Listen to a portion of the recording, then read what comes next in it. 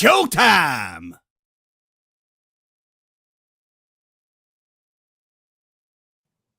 It's been a while. We is back, baby. We is back, baby.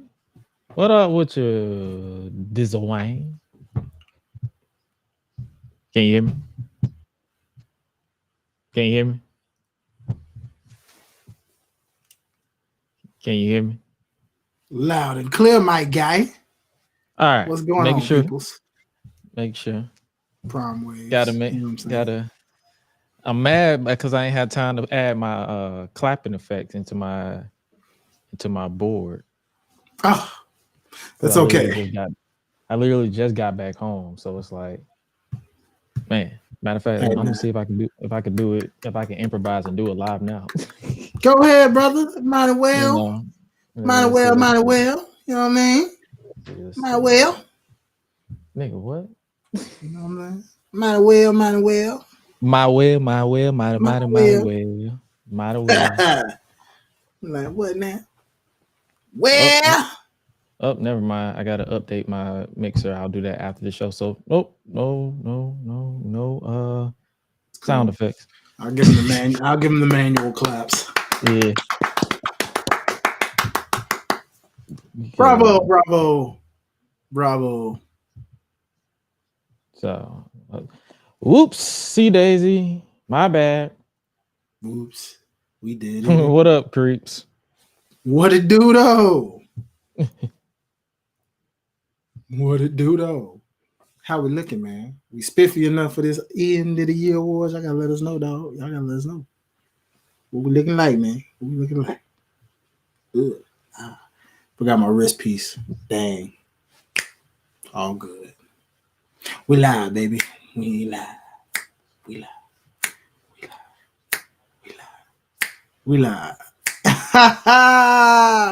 Hey, man. Look at that. Hey. Well, there it is now. Uh-oh. We gotta look at that. Hurt business, street business, evolution.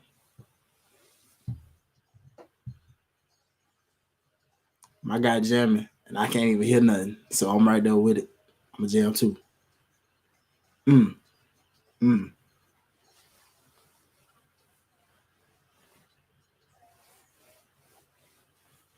There it is, baby.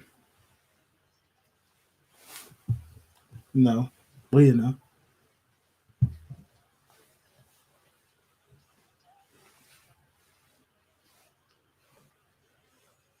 Bang, bang, bang, bang, bang. Shh. Don't tell nobody. Uh-oh.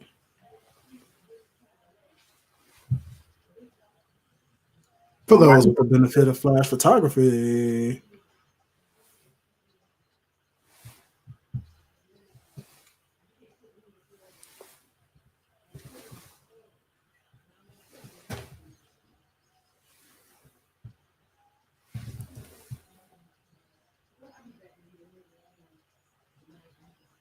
All right, that's enough of that there. Say what? Say who? Uh-oh. Are we having technical difficulties? Check. Mic check. Oh, meter's moving. People in the chat, can you hear me? Can you hear Gresh? We live. We in here. We ready to roll. Yeah.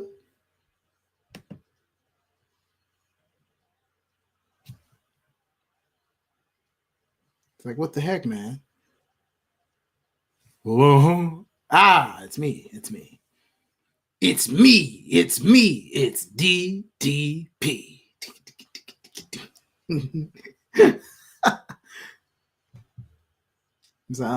Nope.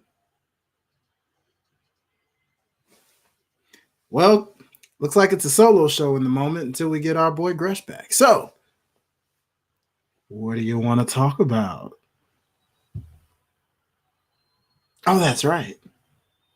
The end of the year awards, baby. I want to know who y'all got for some of these categories, man. Who y'all think gonna take some of these categories? Y'all tell me. We here. We ready. Solo dolo. And it's live. So I'm here. Somebody talk. We ready. Adjust it up. Smooth cut, baby. Pick it rain. Up top. Up top. Third annual. All right, we're back. Hey, what up? What up, dude? Technology just decided to good Lord. Yeah, dog. Glitch out on me for some reason. They wanted to get you, man. They wanted to get you. Tried to mess us up. Luckily, it was in the beginning, not during the middle of the show, the actual show. So we Gucci on that. I see MFB talking I'm pulling out my best Stevie Wonder cosplay. All right, nigga. Oh, my boy out here getting flamed tonight, man. They cooking you. They flaming you, my guy. What you do to the people?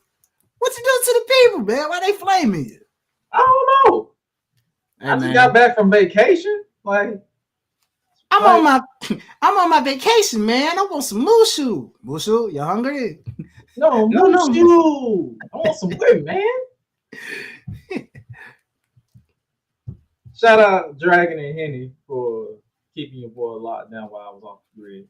Everybody was dealing with their own BS, so you already know. Before we lose people because of the technical difficulties, we might as well go ahead and try to get the show on the road. We less than 7 minutes in, so let's go ahead and cue the intro.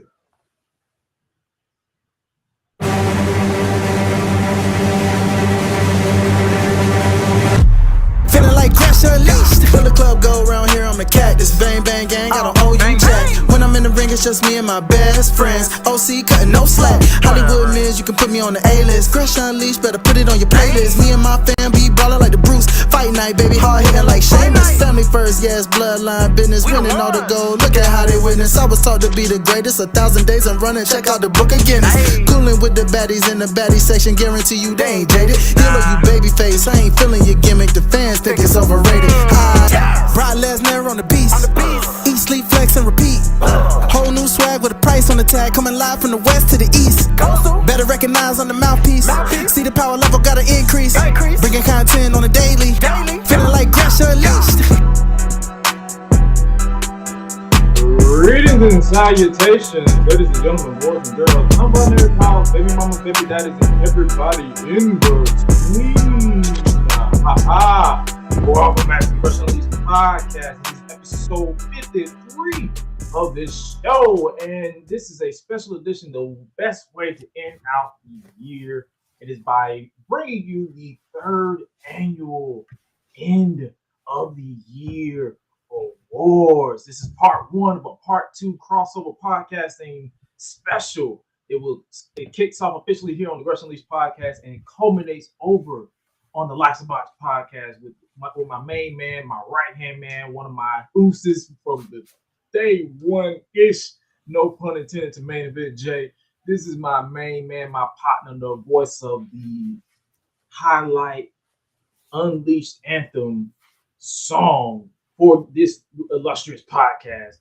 My main man, Highlight Real. What's good with your brother? What's going on, good peoples? You know what it is, man. We in here pretty spiffy. You know what I'm saying? Get ready to hand out some fellow awards because it's about that time. You feel me? About that time. Shout out to Chris for basically memeing my technical difficulties at the top of the live stream. Hey, my boy's meme. Go ahead and quote it because it is kind of funny. So, I mean, that's what happens when we're live. It's just like, yeah, I don't even know what was the song. I hate him. I hate him. He memed me with the Street Profits new theme song. There it is, baby. There it is. But yo, we are live, ladies and gentlemen. For those of you who don't know, and now you know, this is the third annual end of the year awards, where we basically give the flowers out to the people, the good professional wrestlers, entertainers, etc., etc. You give them their ultimate flowers, and that's pretty much, it's all fun and games. Nothing more, nothing less. For those of you who don't know, to expand upon how we conduct the end of the year awards, the first two times we have switched it up a little bit this year, as so we can continue the tradition. We want to make sure there is a vote in place. So basically, I vote, Dwayne votes, and in case of a draw, we just flip a coin. We just say heads, tail, whatever. I'll pull up the app on my laptop, and then we just flip a coin, and I'll be like heads, tail. We Hey. trust each other. We have no reason to lie, and this is completely unbiased. So that's how we're going to do. Basically, this is how it's going to set up in the category of having multiple companies eligible. Like example, the pay-per-view match of the year has multiple matches from WWE, AEW, New Japan, and Impact. We will vote for each company, and then once we get an equal, like either we have someone go automatically across, or we have an equal, then I write down the winners, and then we just run it back again, and then vote indefinitely for the ultimate winner. It's pretty simple. And basically, we have 30 seconds to like vote. So it's like we have to like, okay, we have to crunch it. Be like, hey, here's our vote, and we go from there. And also, for those of you who voted on the viewers' choice categories, they will be sprinkled. The winners will be sprinkled throughout the entire show. The graphics will be posted on social media. Like I said, I just got back from vacation. I didn't have time to create any overlays for winners, but they will be uploaded literally after the show. So we're gonna be here for the next 2 hours or so. Hopefully, we'll get you in and out. It's a fun time, fun experience. But before we get started, what you excited to talk about the most for the category? Ooh, man, there's so many. Overall superstar of the year. I feel like that'll be a fun one because a lot of people have had a dope year this year, I think. Definitely looking forward to breakout star of the year for sure, because we've had a lot of breakouts for sure. And probably LOL moment of the year too, because what a year this has been for a lot of LOLs, if you know what I mean, brother. So yeah, this is gonna be real fun as we get into the lick of things. Pause. You already know. He said, "Let's nobody get Bret Hart at this award show." No, it's an even playing field. Like if we are completely unbiased. We don't hold favoritism to one company. There are some companies that the nominees aren't as high as far as like more prominent, because we don't watch all companies like that. Like I'm not even gonna lie to you. I don't watch New Japan like that. I watch a couple matches, Wrestle Kingdom, because it's pretty much become a form of television, and I don't really keep up with Stardom. I would like to, but I don't have it. And there's stuff like that. So it'll definitely be some representation for artists. But for those of you who want to be caught up with some of the categories, for the host categories, we got male superstar of the year, female superstar of the year. This year, for the first time, male NXT superstar of the year and female NXT superstar of the year. Overall superstar of the year, breakout moment, biggest surprise, biggest WCF, LOL, extreme. We are honestly going to give our praise and tribute to Unleashed Legends. We've had some dope names entered. That's pretty much, for those of you who don't know, that's pretty much our version of the Hall of Fame. So if you don't if you want to know what that is, it's basically us giving our flowers to those who we've lost pretty much this year. So stuff like that. And also the listener's choice is basically pretty much same standard. We got the non-binary LGBTQIA plus superstar wrestler of the year, faction of the year, return of the year, best Twitter game, independent company getting their praises, male, female, independent talent, wrestler of the year. For those of you who didn't know, because I know I saw some people like voted NA, like they didn't know what was going on. It's basically if you follow the indie scene at your local, whether it's Cali, New York, uh, the Carolinas, wherever, you basically give praise and vote for your local superstar, and whoever gets the most gets superstar of the year. Last year we had BoJack representing North Carolina, so it's like stuff like that. But we broke it down into two categories this year instead of one single category. Pretty straightforward, huh? Oh yeah. So might as well go for it. Shout out to Henny. He texted me. He dared me to gain 2 pounds because he said I need to get bigger.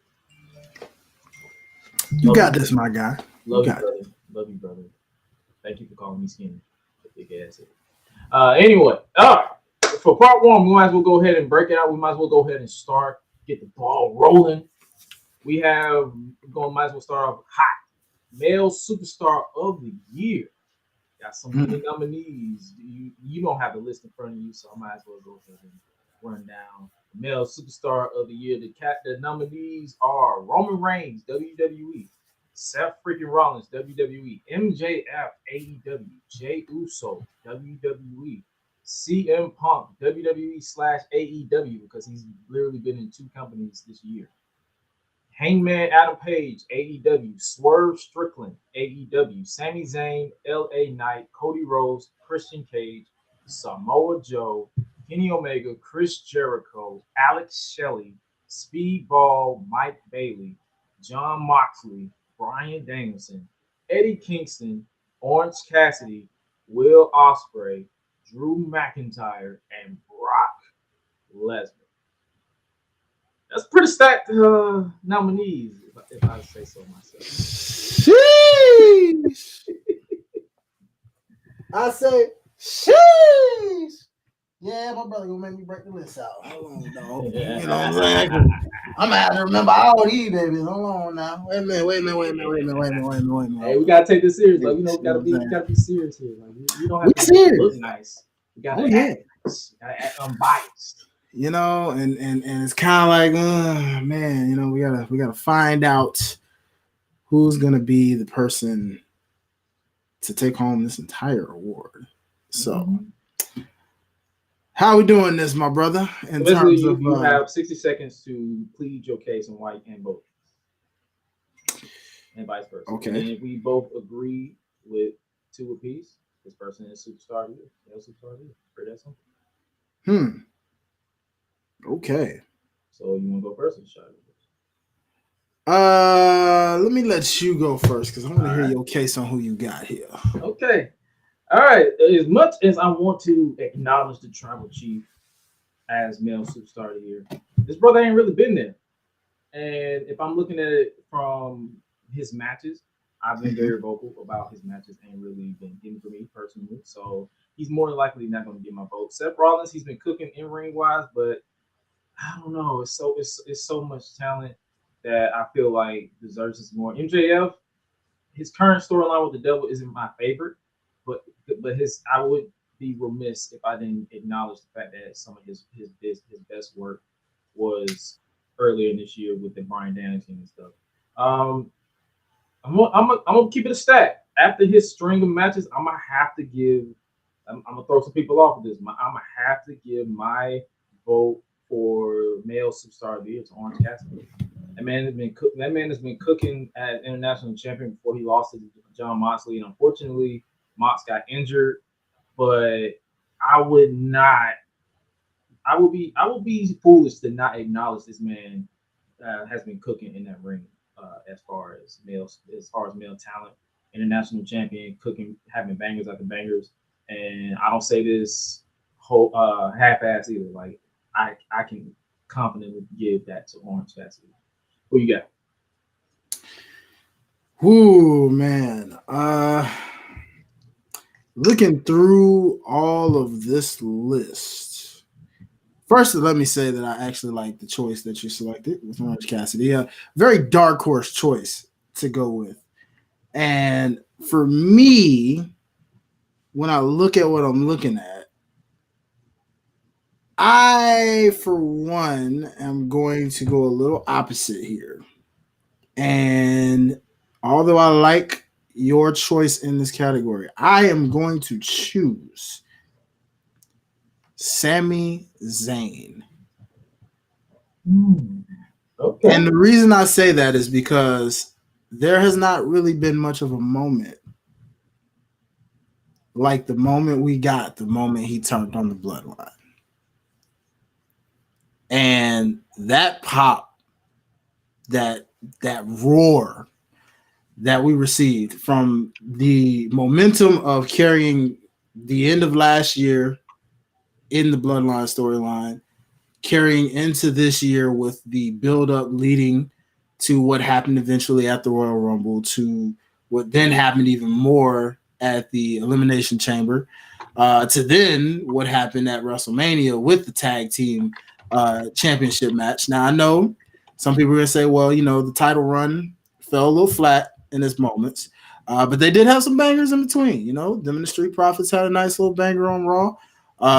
They had some low-key bangers in their title run. It's just, I know it was kind of still at times, but Sami Zayn, even after the way they separated them, we see that Sami Zayn's still very beloved by the fans, and you can already tell that he's getting to that point, you know, after he gets back from this time off. I know he took some time off on the latter part of this year, but you can already tell he's already prepping and bracing himself for what's probably going to be really crazy. And that's not also counting his going back to his homeland and the ovations he's gotten as the hometown hero, if you will, in Saudi Arabia as well. So taking account the international factor on top of Montreal and what he got out there. So you talk about fan reaction, you talk about some match bangers. He's had some killer matches with Drew McIntyre as well. And just, yeah, it just seems like Sami Zayn. True. I respect that decision. As you go mute that background noise real quick. I'm gonna pull up this wheel. I'm going to pull up this wheel to so people can see that I'm not trying to. Let me see if I got it on here. Window. I don't see the tab. So how you gonna tell me to share the wheel if I can't show the tab? Okay, we don't need music. So I'm gonna pull up. We live, baby. I'm gonna pull up the wheel. Okay. So far, like I said, like if there's in the case of a tie, we're gonna spin the wheel, and whomever it lands on is the official winner of this category. So let's go ahead and click spin and see what they got.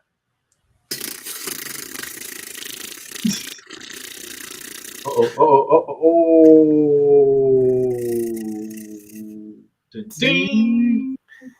So officially, both categories and both reasonings was a good selection, but if Bill had made the sudden death decision, Orange Cassidy representing AEW, the current, I believe, AEW International Champion, is the male superstar of the year.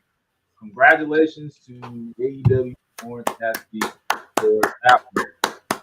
Next up, we're going to switch over to the ladies' side of the superstar of the year, and that is the female superstar of the year. And the nominees for this year's female superstar of the year is Io Sky, Rhea Ripley, Bianca Belair, Charlotte Flair, Becky Lynch, Chelsea Green, as Samantha Urban would say, Natalia, Mercedes Moné, Julia, Trinity, Deonna Purrazzo, Tasha Steelz, Jordan Grace, Athena, Willow Nightingale, Billy Starks, Hikaru Shida, Timeless Tony Storm, Julia Hart, Ruby Soho, Saraya, and Mercedes Martinez.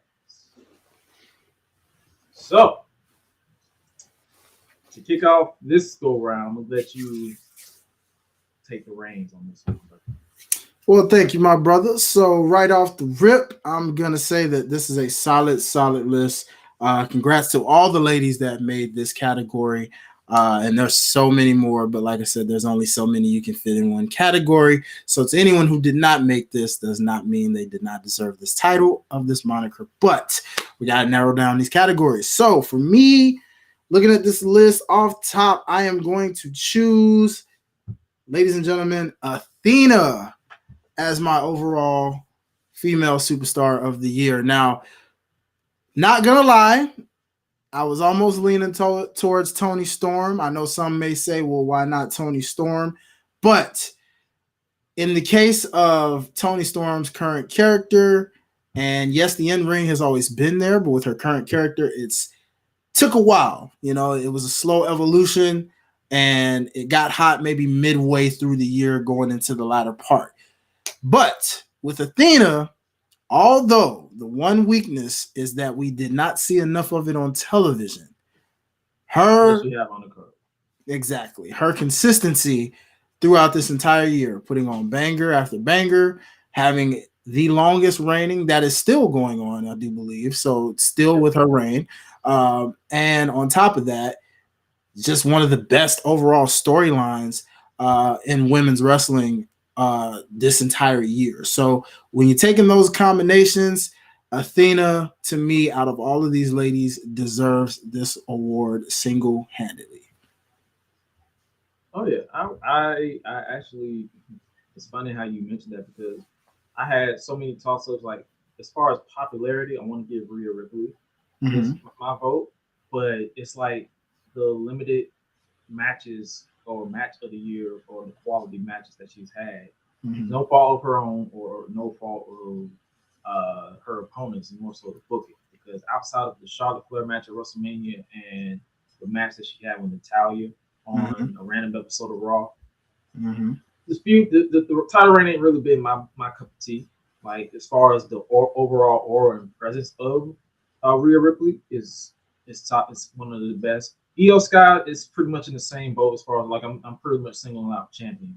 Io Sky is pretty much in the same boat as far as like she hasn't, like, she just got pinned by Misha and Mia Yim on SmackDown this past Friday, and it's like, I don't know, I'm not really vibing with that, and it's more so not because it's like she's pretty much attached to a group that is either hit or miss. Like they ain't really been dominant in my book. So and so many talented, like Trinity and Impact. Like a lot of people don't really watch Impact, but I can tell you she's been cooking.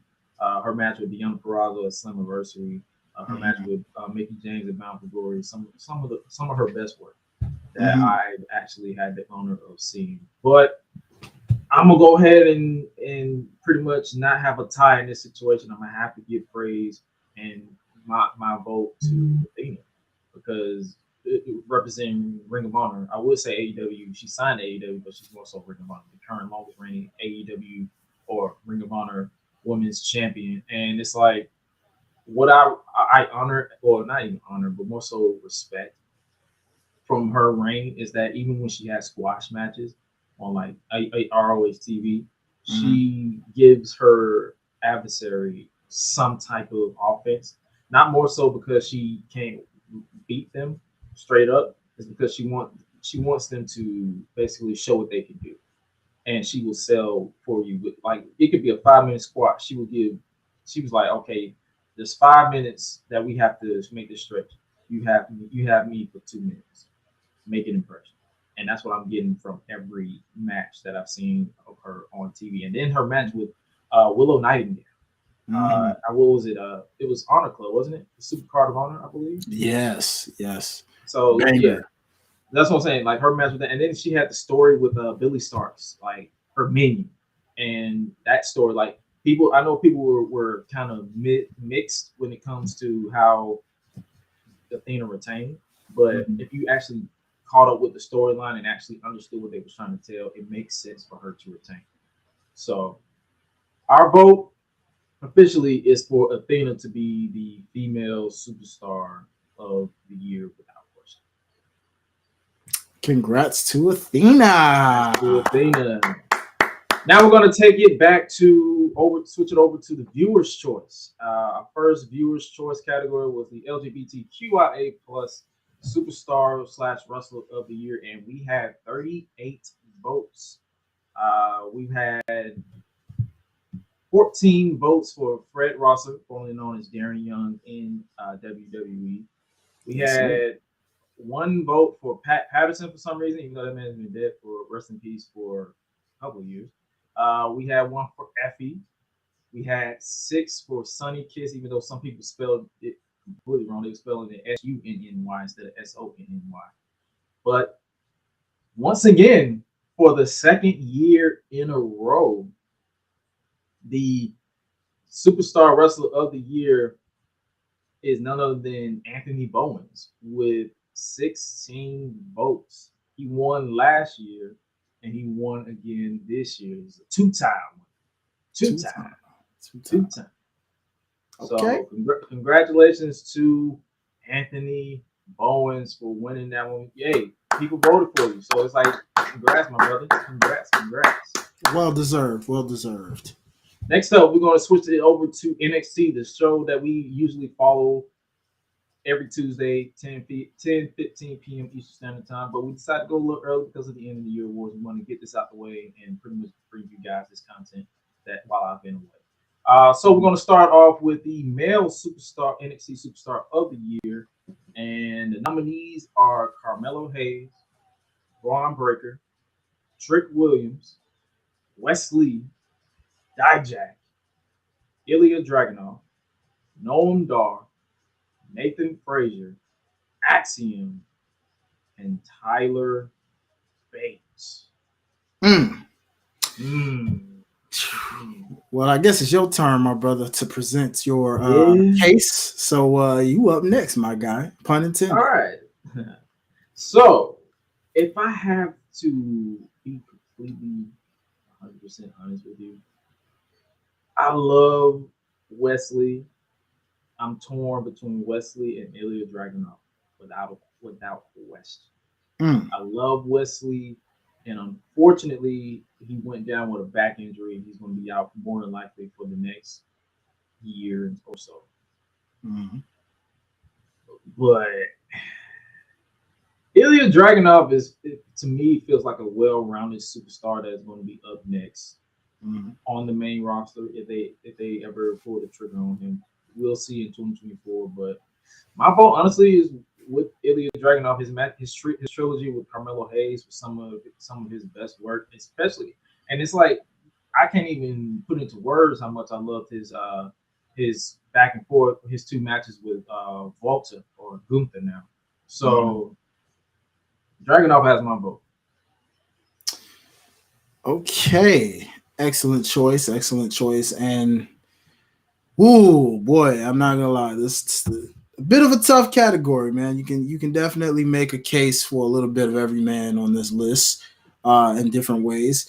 I almost, for one, wanted to say Axiom at one point because of a lot of batches I've peeped from him and how he's projecting. But at the same time, due to the inconsistencies of putting him on television, whether it was for just further development or any kind of injuries, things like that, that kind of disqualified him from me. Wesley, again, I could see your point on that. Definitely wanted to go that route as well, but the back injury does kind of take that out of account. So, like you, my brother, I got to give this one to Ilya Dragunov, man. I mean, Dijak, Baron Corbin, Carmelo Hayes. I mean, heck, Nathan Frazier. I mean, just about there's no real loser on this category. That's the thing. Yeah. I mean, almost every person on this list, Dragunov has wrestled, and he's put on bangers with. So it's like, how can you not go with the Dragon, man? He is putting on bangers and making a case to some people, as you mentioned, with a main roster point of why he maybe should be the person to take that title off of Gunther. Who knows? Like, because they just did this storyline with Ridge that we talked about last week. That could be their way of writing him off NXT TV. They want to go that route and have him make his triumphant return on the main roster. Who knows? That's the beauty behind being a wrestling fan. You don't know. That is true. And with that, looks like we come to yet another agreement. Therefore, there is no need for a tiebreaker in this instance. So on to the next category we go. Let's do it.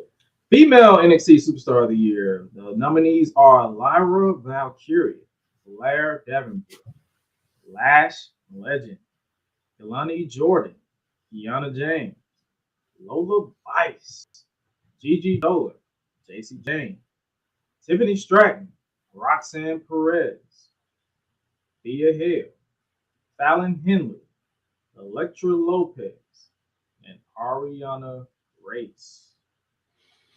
You want to start with this one, my brother? Yeah, it's amazing. I keep getting the ladies first. It's kind of funny, but so again, very solid list here, and congrats to all of these ladies in this category. Congrats to the future ladies that will be in this category come next year. But we're sticking to this year because that's what this is all about this year. And based off this list of categories, I have to go with none other than Miss Tiffany Stratton. Yes, I'm choosing the blonde Barbie bombshell, or however you want to view her, ladies and gentlemen, mainly because at the end of the day, the proof is in the pudding. Many have compared her as a Charlotte mini or a next version of Charlotte. Whatever you want to say, the woman's basically, in a short amount of time, just risen to the cream of the crop. She won the NXT championship this year. She put on not one, but two bangers with Becky Lynch. She literally did everything she could and still continues to do good things. She had a good showing in the Iron Survivor Challenge. I mean, you name it. The list goes on. She's shown that her characters is definitely evolving. She's getting popular more and more by the weeks with the fans. And she's just pretty much ready for the main roster at this point at any given moment. We could see it as soon as the top of next year in the Royal Rumble, for all we know. So with that being said, Tiffany Stratton to me is all deserving of this reward. So I pass it over to Gresh to see who he chooses. Man, this is pretty much a tough one because I feel like a lot of these, like a lot of your Lash Legends, your Kelani Jordan, your Fallon Henley, they've been showing up at the latter part of 2023. But if you look at the beginning, Tiffany Stratton was cooking. Lyra Valkyria was pretty much finding her footwork until she ran across Becky Lynch and she took the title off her. So it's like, for me, it's a toss-up between Tiffany and Lyra, the current NXT Women's Champion. And as much as I love what they've sort of been doing a little bit, I wouldn't even say love, more so like I like it. What they're sort of doing, like they have her having challenges all over the place. I unfortunately can't give it to Lyra Valkyria because I feel like I agree with your sentiments as far as Tiffany Stratton. She's pretty much she is well improved. Especially after the debacle where she hit the swanton off of the ladder and nobody caught her. But unfortunately, at the deadline pay-per-view, when they did it again, everybody caught her. And I'm like, finally, everybody, and that's the beauty behind them being in NXT. They're learning. They're like, okay, I made this mistake, I survived, I didn't die, so let me go ahead and pick up and make sure I'm not fucking up again. So I'm going to have to agree with you. It's going to have to be another agreement, and I'm going to have to give my vote to Tiffany Stratton. All right. Props up to Miss Tiffany Stratton for taking home NXT Female Superstar of the Year. Looking forward to where your ceiling goes even into next year, as well as the rest of the ladies in this category. Let's see what happens this time next year. So without further ado, let's get to the next category, which is none other than the overall superstar of the year. The nominees for this one was a little tricky because we had to kind of pretty much narrow it down to some of the people who were basically trending all over social media and all that stuff. Every time they appeared on the screen, every time they did something, they was always the talk of the town, whether it was good or bad. And we had to narrow it down. And I can tell you right now, CM Punk is not in this category. I know it's surprising the most, but this man spent most of the year injured, so we can't really add that to his merit if he spent the beginning part injured and then came back, got fired, and then now he's back in WWE. So overall superstar Punk will have to wait another year. But the nominees for this year is Roman Reigns, Will Ospreay, Seth Rollins, MJF, Io Sky, Alex Shelley, Christian Cage, Timeless Tony Storm, Trinity, Athena, Bianca Belair, and Becky Lynch. It's a light list, but these people, only one person can take two titles on, but we'll see. So I let you start the last time. I'm gonna start this time. All right. And overall, for me, I'm just gonna be completely honest with you. I don't even have to sell it. I don't even have to mention it. I'm just gonna have to flat out and say the overall superstar of the year for me is none other than Athena. I'm sorry. Okay. I gotta give my vote to Athena because I feel like if she wasn't hidden behind, and I hate saying hidden because people, if you got the money, you can pay for it. But if she wasn't solely on Ring of Honor, I feel like a lot more people would be praising her. But I'm gonna go ahead and praise her for myself. So Athena, overall superstar of the year. Who you got? Okay. So before I select, I will say I do have an honorable mention for this list that if I had a choice, if he were in this category, he would have been my winner. But because he's not in this list, I would say he's my honorable mention. And I'm going to say L.A. Knight.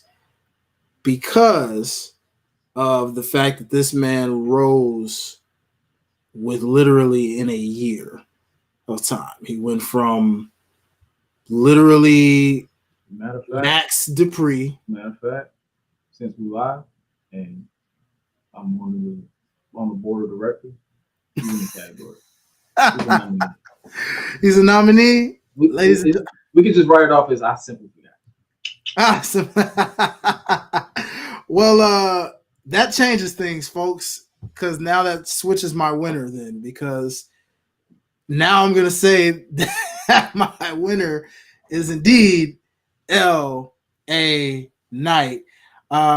Yeah, of course, because I can't forget the yeah. But the reason solely is just in the pudding of the fact that, again, this man went from a gimmick that darn near killed him, a gimmick that he did not want to do. You could see it in his face and his actions, but yet, because he's such a professional, he went through with it. He did it. He was Max Dupree, and he was making the best out of whatever he was given.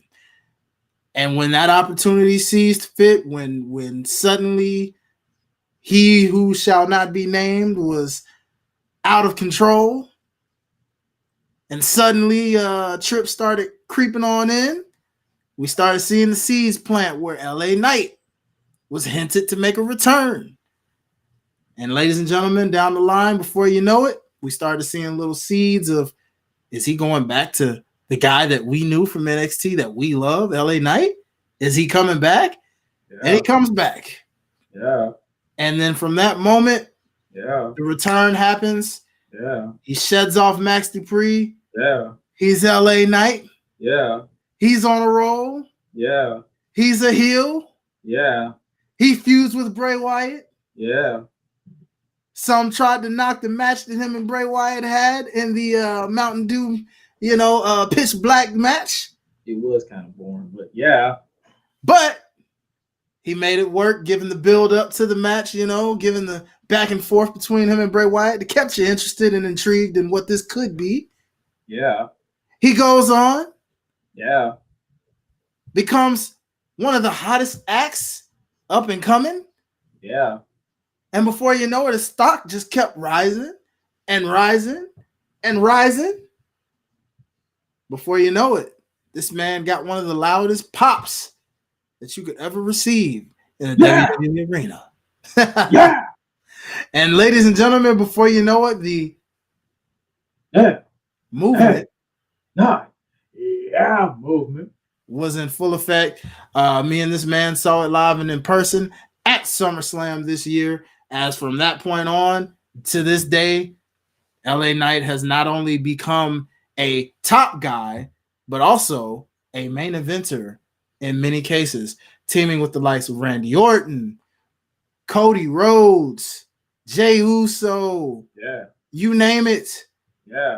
Even going up against the tribal chief Roman Reigns, potentially even going against, dare I say, the United States champion Logan Paul at WrestleMania. So, ladies and gentlemen, I have to choose LA Knight now that he's been added officially into the category, thanks to the board of directors. And therefore, let's see who wins. Who wins, LA Knight or Athena?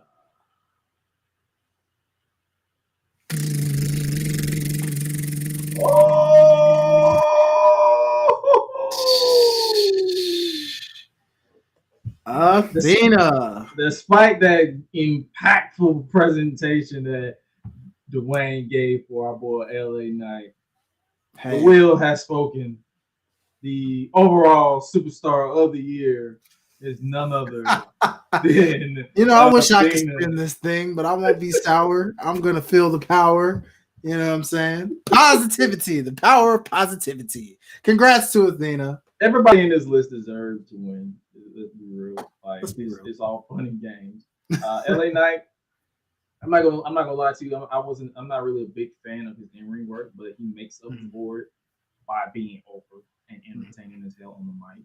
And I can say the same about Stone Cold Steve Austin post neck surgery. So it's like you can't really fault the man. All you have to do is just accept that people love the guy. And honorable mention again, even though he lost, LA Knight definitely is up there as an overall superstar of the year.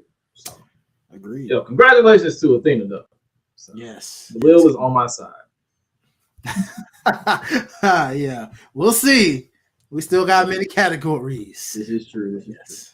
All right, next up, speaking of categories, might as well go ahead and switch to the breakout situation, the subsection breakout. Moments where people are showing you that even though they didn't make superstar of the year or they didn't have this, they didn't win, lose, they had a breakout moment. Whether it was a breakout moment, breakout superstar, whatever the case may be. So we have three categories under the breakout moments, and that is the first one being the breakout moment of the year, and it's a solid list for those of you who don't know. So breakout moment of the year of 2023, the nominees are Alex Kane becoming MLW World Heavyweight Champion in MLW. Trick Williams breaks away, air quotes, from Carmelo Hayes to prove himself in NXT.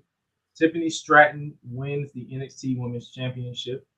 The Creed brothers main roster transition.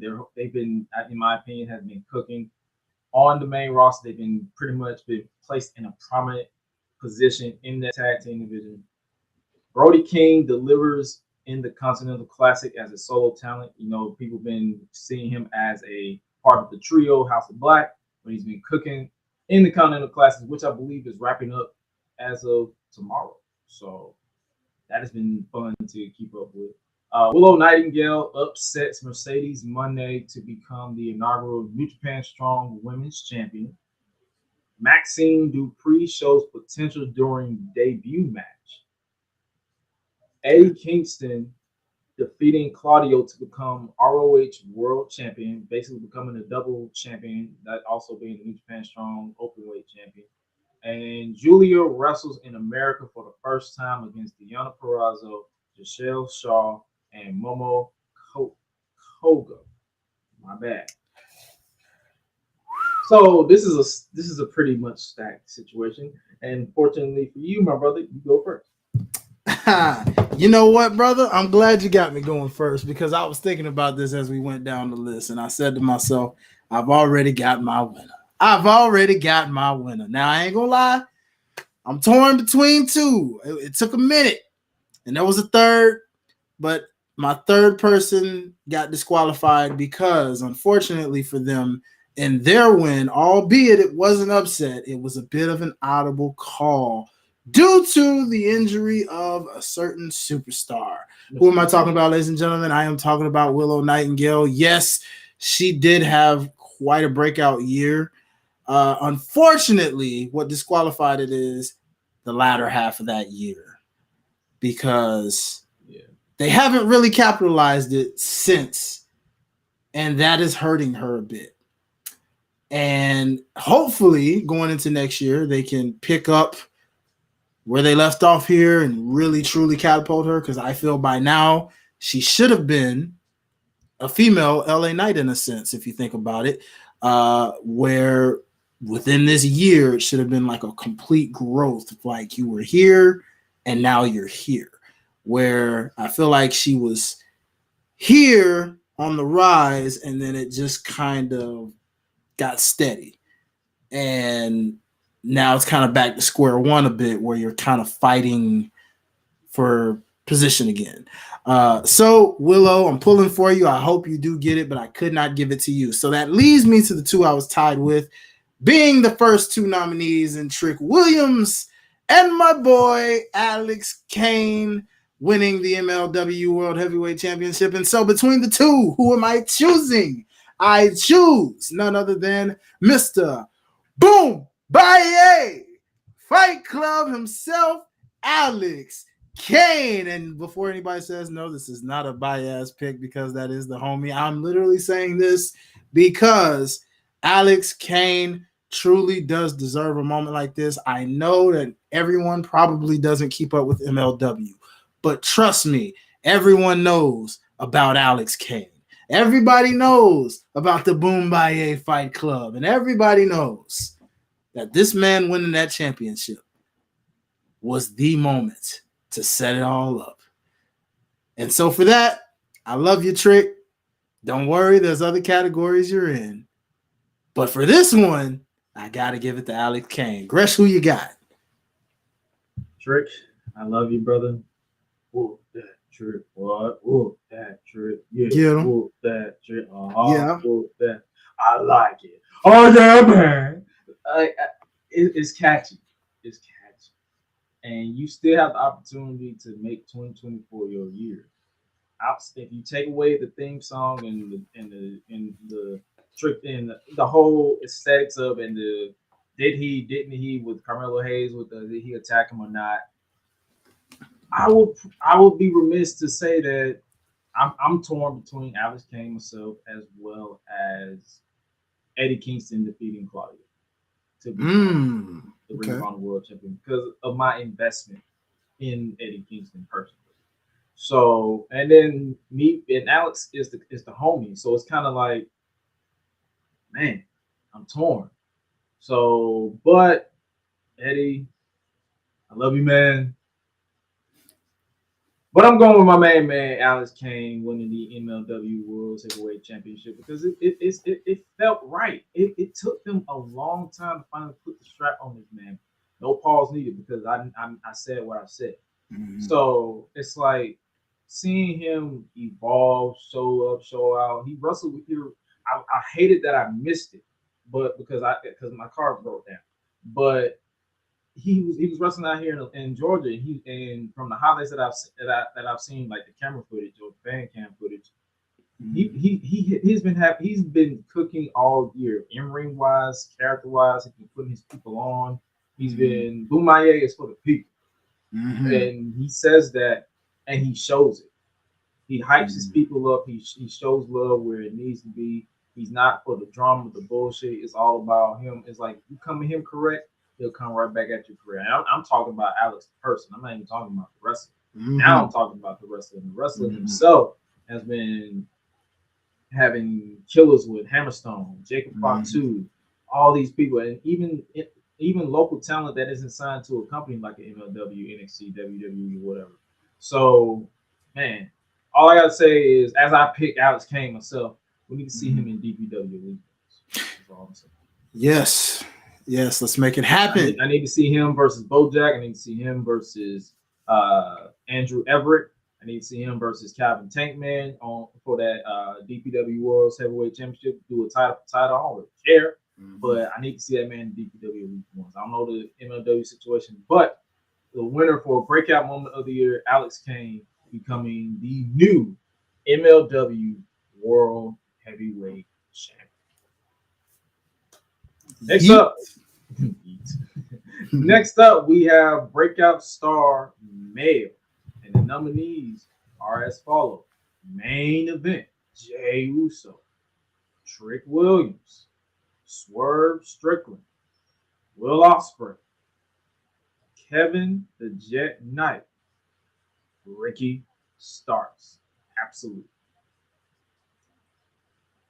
Woo! I'm starting on this one, and it's tough because you know how we was talking about Trick Williams and his theme song. Jay, it's just me, Oos. Jay, what? And he took a 2014 ass song word yeet and brought it back to prominent in WWE bubble because a lot of people outside of WWE bubble they can't fucking stand that word. I don't blame it. It is a stupid word. But it's like also Swerve, he's been cooking in ring to where it's like he's been wrestling for so long, but it's like you can't help but acknowledge that this has been his breakout moment or his breakout year as a talent. And I can go on record and tell people that I was not really.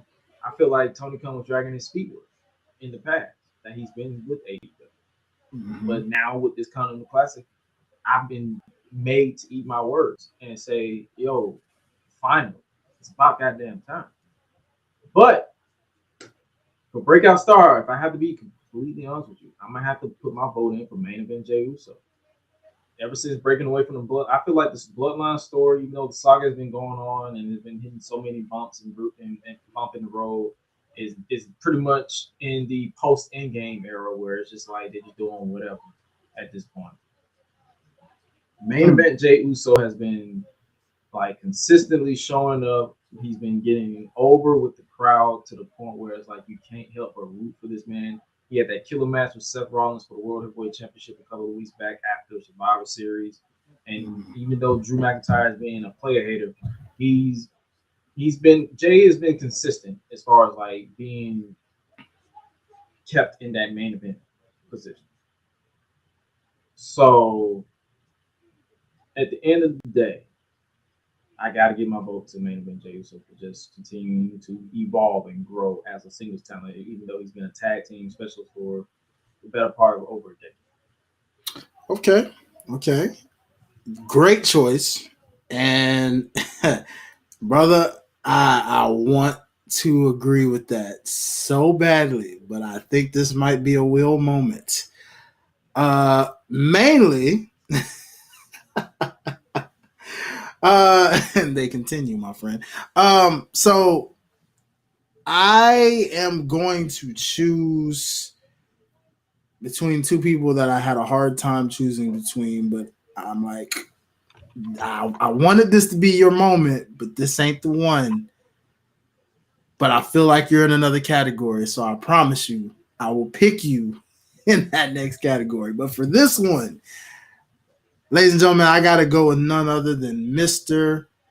Swerve Strickland, Swerve Scott, however you want to name it.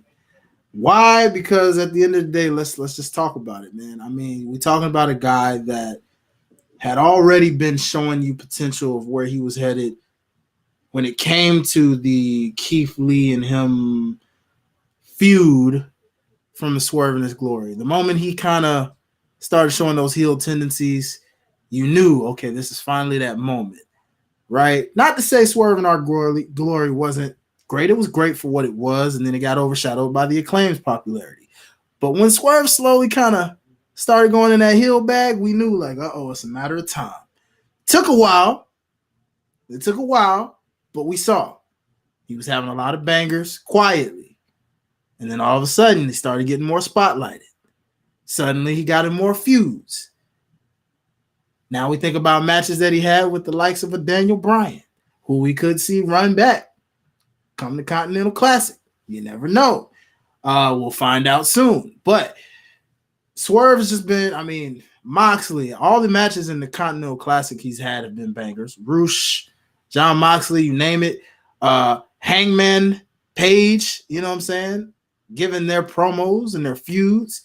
Having someone like Prince Nana in your corner who's literally elevating you even more with a dance to your song, not to mention just literally calling you boss and treating you like a boss. You know what I'm saying? The Mogul Embassy making us actually care about them when no one cared about them at one point in time. You know what I mean? And just there were so many things and elements that it was like a slow burn when it came to watching this fire light up. And so for that, I'm sorry. Swerve Strickland, I love Jey Uso. I do enjoy every bit of what you said, but Swerve has got my vote on this. So let's go to the wheel and let's see if fate is on my side. Let's see. And go.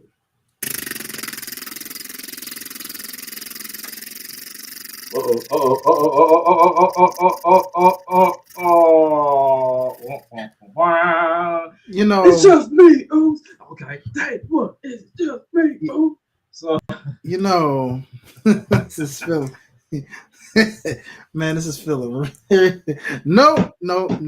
I am not rigging. I am telling you. I am not rigging. I demand a recount. No, I'm just playing. I am not rigging this because what I do is I type it and then I close it and then I take them out. That's really it. I literally erase it. I am not rigging anything. I erase it and then I make the screen go away. Oh, I am not rigging nothing. But once again, the wheel is on my side. And my main man who shares my first name, main event Jey Uso, is the male breakout star of the year. Love you, Swerve. We love you've been cooking, but the former right-hand man of the Tribal Chief, the Oos with the juice, the Yeet Master, just gave you the yeet down, as he said. That sounds so stupid. They gave you the yeet down in this category. So once again, we tried. Main event Jey Uso, male breakout star. Love you. Congrats. Switching over to the female side, the nominees for female breakout star of the year is Maxine Dupri, Kiana James, Lash Legend, Ivy Nile, Julia Hart, Mariah May, Billy Starks, Tiffany Stratton, and Julia Stardom Edition.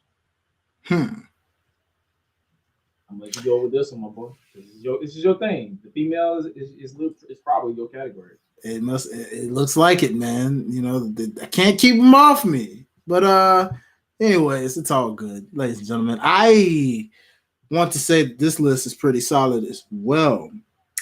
And from the looks of what I'm seeing here, there's so many names I want to choose, but given the fact that some of these ladies we haven't seen enough of yet because they just started catching fire either midway through this year or the last quarter of this year, where I'm super excited for them going into next year where they really take off. So with that in accord and in account, I'm going to say my winner of this one is none other than the minion herself, Billy Starks.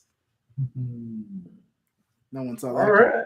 They probably thought I was going to say Tiffany. No, not this time. Oh, okay.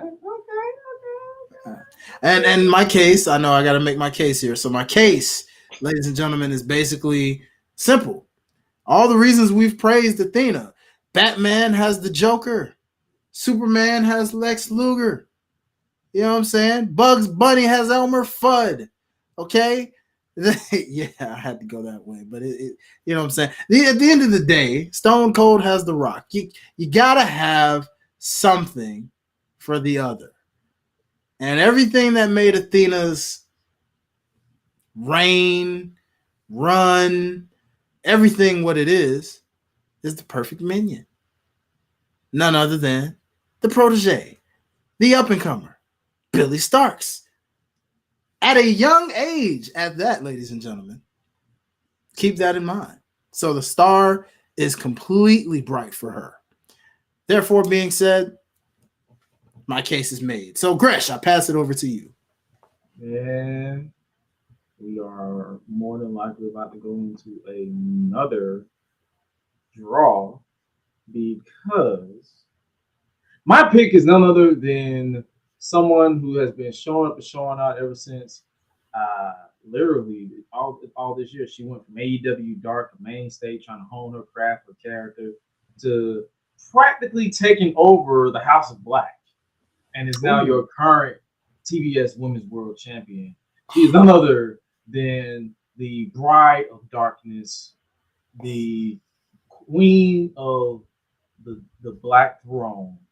She is none other than, she even converted Sky Blue, who sort of fought it off, but got missed it anyway, and now she's a part of her. So now we got Sky Black. Sky Black. Oh yeah, I like Sky Black. I like Sky Black more than Sky Blue.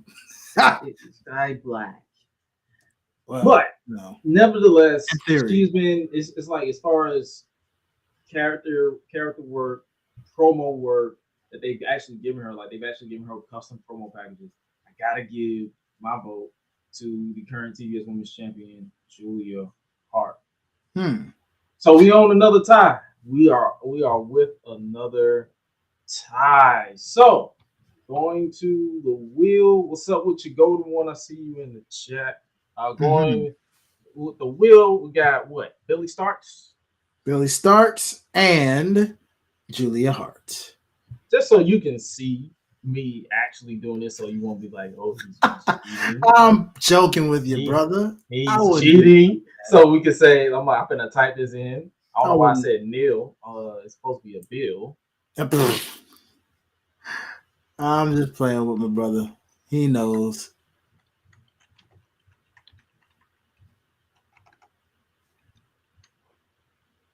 It is Starks with a Z, right? Yes, from what I see here, I believe I saw an S, but hey, we're good.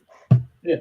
Y'all know. A botch is a botch. Y'all know what it meant. All right, the wheel, ladies and gentlemen, is about to roll in 3, 2, 1.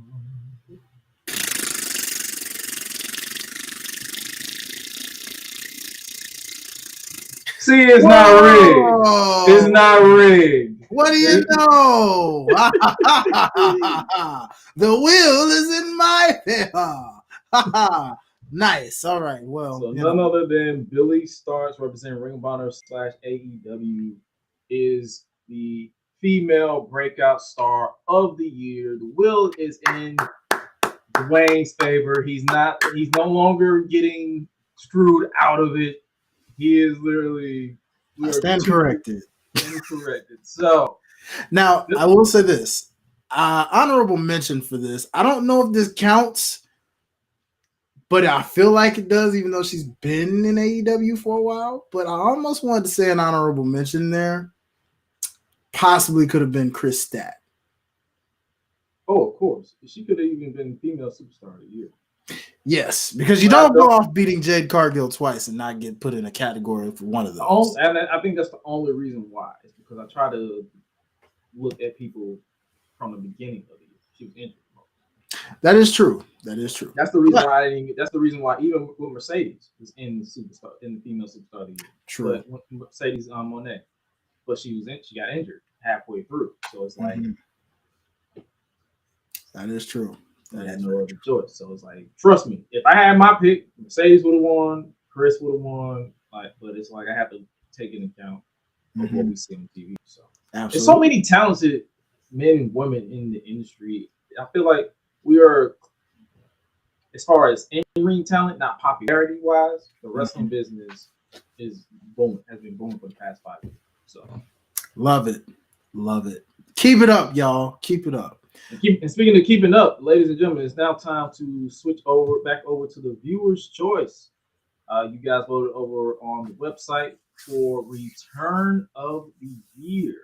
This one was a poll, but you also had the option, I believe. I'm probably wrong, but the nominees for Return of the Year, there's a lot of them that didn't get voted, so I didn't add it because if it didn't get a point, it basically lost by default. So it was a lot more than this, but CM Punk returns on Collision had one. CM Punk's return on Collision, John Cena returns for one more run, and Randy Orton scratch that. The Undertaker returns on Raw 30, all tied for 1 point. For 2 points, Randy Orton returns at Survivor Series.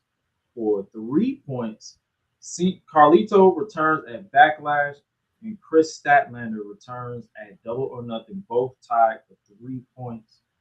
For 11 points, The Rock returns on SmackDown. And for 21 points, CM Punk returns at Survivor Series in the WWE. Therefore, your winner of the viewers' return of the year is none other than CM Punk returning in Chicago this past November at Survivor Series. So, wow, you guys voted. Win back. Punk got his win back on Dwayne. I love it. Wow. Not gonna lie, that's shocking, but not shocking at the same time. You know, it makes sense. It makes sense because you can make an argument on both cases. No one really saw The Rock showing up on SmackDown at that. Arguably one of the best SmackDowns of the year if we had to vote like a show of the year. And then CM Punk making the impossible possible. So I can see exactly why that won. So shout out to the viewers on that one. Yes, sir. And now switching back over to the host categories, the biggest surprise of the year. The nominees are CM Punk back in the WWE. CM Punk fired from AEW. Vince McMahon sells the company. Vince loses power in said company after he tried to take it back over another way, but it backfired in his face. Cody Rhodes loses at WrestleMania 39. Mercedes Moné joins New Japan Pro Wrestling. Jey Uso leaves the Bloodline. Sami Zayn turns on the Bloodline. Jey Uso chooses his brother over Sami Zayn. And Jimmy Uso turns on his brother Jay at SummerSlam.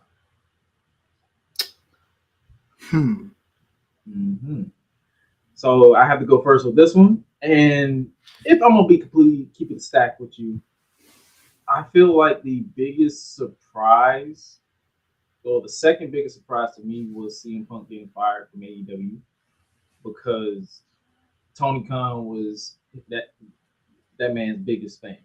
Every time they did a press conference or medium scrum, as like they like to say, he was always singing that man's praises. But they fired him with cause, because he stood up for himself. Cry me a river. So there's that. And that was pretty much like, he actually, it's more so a surprise, like, he actually fired him. And not more so like, oh my God, I can't believe he did this. So, but for my unanimous win, for biggest surprise, was Cody Rhodes losing at WrestleMania. The reason why I say this is because I feel like they've been building it up for so long for Cody to win, and they just said, "Gotcha, bitch." Solo popped in with a hoodie, even though we saw him get ejected, so you didn't need a hoodie. Came in, thumbed Cody. Roman hit a wound up spear, like he bounced off the ropes, and then 1, 2, 3. I'm like, oh my God. He actually lost. But what about you? So you can make a case for a lot of these on this list. Shout out to 2023 for being a truly surprising year.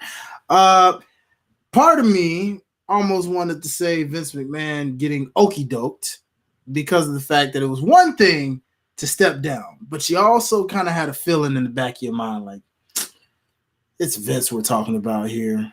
We know that it's publicity. We know how this works, right? And he did do it, and we had a nice run for a few months where we were like, wow, WWE is so much different with him gone. And then he comes back and everybody just deflates. But the second time around was where the true okie doke was like, oh, snap. No, he's really gone this time. There's no coming back. No, like, you got finessed, my guy. He just can't control shit. And you got finessed out of your own company because of somebody that you thought was your friend. Like, for real.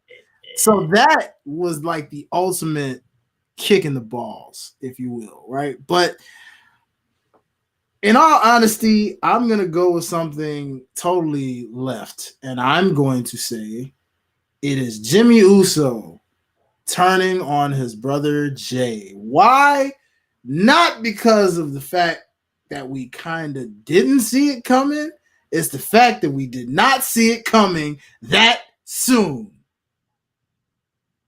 And it's because of that we were sitting there shocked at the fact of, why did you convince your brother to leave the bloodline to then do this? It made no sense. And they've still tried to justify it since then. And now we're just in cruise control until WrestleMania with this. So, ladies and gentlemen, I'm choosing that to where we got to go to the wheel and see which one of these actually wins, because I have no idea. The wheel will decide, as my brother Gresh is putting that on full effect right now. Yeah, there we go. To the wheel we go.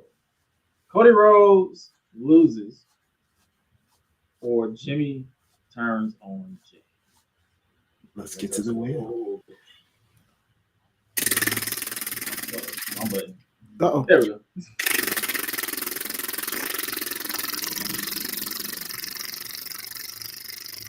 And Jimmy turns on Jay is the biggest surprise of the year, which is a big surprise, but more so because I don't know what the hell they're doing with Jimmy now. Seriously. He started the strife in the bloodline with Jay, just to turn on Jay. Because he don't want Jay to be like Roman. But then when Roman appointed the tribal heir, Jimmy was upset that he didn't become the tribal heir. But it's like, bro, you thought Roman forgot that you kicked him in the face and saw it? Exactly. Wild. Really wild, dude. Who knew? This is what I mean by when I say the Bloodline Saga is literally on the post-end game chapter. It's doing whatever till we get to our final destination. Yeah, pretty much. We could have easily put this in the WTF category if we wanted. Just so y'all know. We could have. But this part. The funny thing is, it kind of is. So, biggest WTF moment of the year. The nominees are as follows. Massive WWE talent releases. They do this every year, and it's always the biggest WTF moment because they do it at the most random time. AEW Texas Chainsaw Death Massacre Death Match with Jeff Hardy and Jeff Jarrett. That entire match. Cash Wheeler Gun Charge. That man is FTR Bullet. Ric Flair signs a multi-year deal with AEW. Okay. Shayna Baszler versus Ronda Rousey's MMA rules match at SummerSlam. That was pretty. It was more so, yeah. I understand. Shane McMahon returns at WrestleMania and immediately gets injured. Jimmy Uso leaves the Bloodline to rejoin the Bloodline a month later. Gable Stevenson's entire debut match against Baron Corbin. Rhea Ripley suplexing Charlotte Flair onto her face at WrestleMania. and then Ricochet and Logan Paul's mid-air collision in the Royal Rumble. Good Gable point. Stevenson match. Let me go ahead. Matter of fact, fuck it. Matter of fact, I'm going all the way out on the limb. The biggest WTF moment of the year was that Gable Stevenson match. I completely forgot about that match until I read that number. Yes. Gable Stevenson his entire match with Baron Corbin, one of the safest workers in the WWE, can't get a decent match out of you. You are the problem.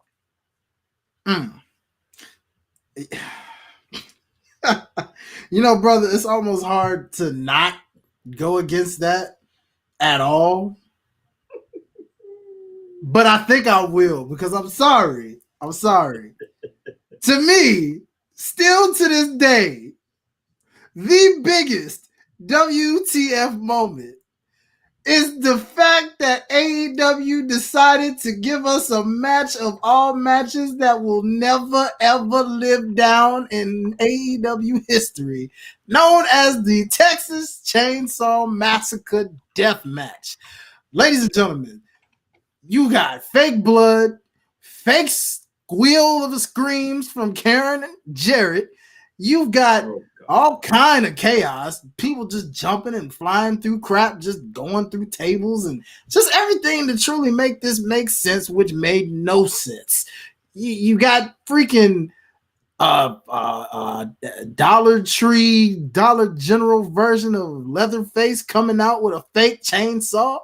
What are we doing here? What was this all about? Please, someone tell me. I mean, it was literally the most talked about match for the most wrong reasons. So I completely forgot about this match until I read. There's a lot of shit I forgot because it's like I blanked it out of my brain. I couldn't help but I will never forget that. I would have put the Shane McMahon injury up there too, because he literally showed up and did a leapfrog and then just said his leg just said pop. So see, I mean, we don't like when people get injured live. I don't either. That's the only reason. I almost it's like I almost want to put that in the LOL category, because I don't even want to do that, because it's like he got injured. Right, but it's the way they executed it. But the way that it happened, yeah, because he didn't get injured off of an arm drag, or he didn't get injured from a suplex, or he got injured from jumping too high and landing wrong. See, it's like, man, but because of the two-way tie, we got to go right back to the wheel. And who will win this year's biggest WTF moment? Will it be the Texas Chainsaw match, or will it be the Gable Stevenson match? It's funny how it's two matches on this that's about to win. Which match gets the WTF? Which match gets the what the fuck is this happening for? I don't even care who wins. They both deserve it. Let's go. So let's go ahead and win. Who got this? And it's the Texas Chainsaw. Ladies and gentlemen, Leatherface has spoken. Even he agrees. Even though both were pretty bad. Oh yes. Yeah, you are always the second number two, Gabe Stevenson. Trust me. You are my least favorite number two. There's always a good favorite number two, but you are my least favorite number two. I hope I never have to talk about you again. You are gosh. And it was an NXT match, and I try not to judge NXT matches. That shit was terrible. But Texas Chainsaw won. So there is your winner, man. But all these deserve to be WTF if you follow along the behind the scenes or in person or on TV. So that's the reason why I love this. Now we're going to step back to two viewers' choice of the year, or viewers' choices categories for this year. And the first one is Tag Team of the Year. Currently tied at 1 point apiece is the Guns, Gates of Agony, Pretty Deadly, Alpha Academy, Street Profits, the Rascals, Chelsea Green and Piper Niven, the ABC, and that's it. So all you guys are tied at number 1. You didn't win, but you're still cool. Tied at number 2 is the Judgment Days. Damian Priest and Finn Balor, MK Ultra, and the Young Bucks. Okay. With 4 points, FTR.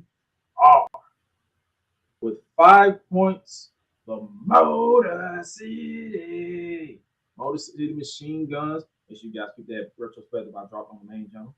And winning with pretty much a landslide after 42 votes overall.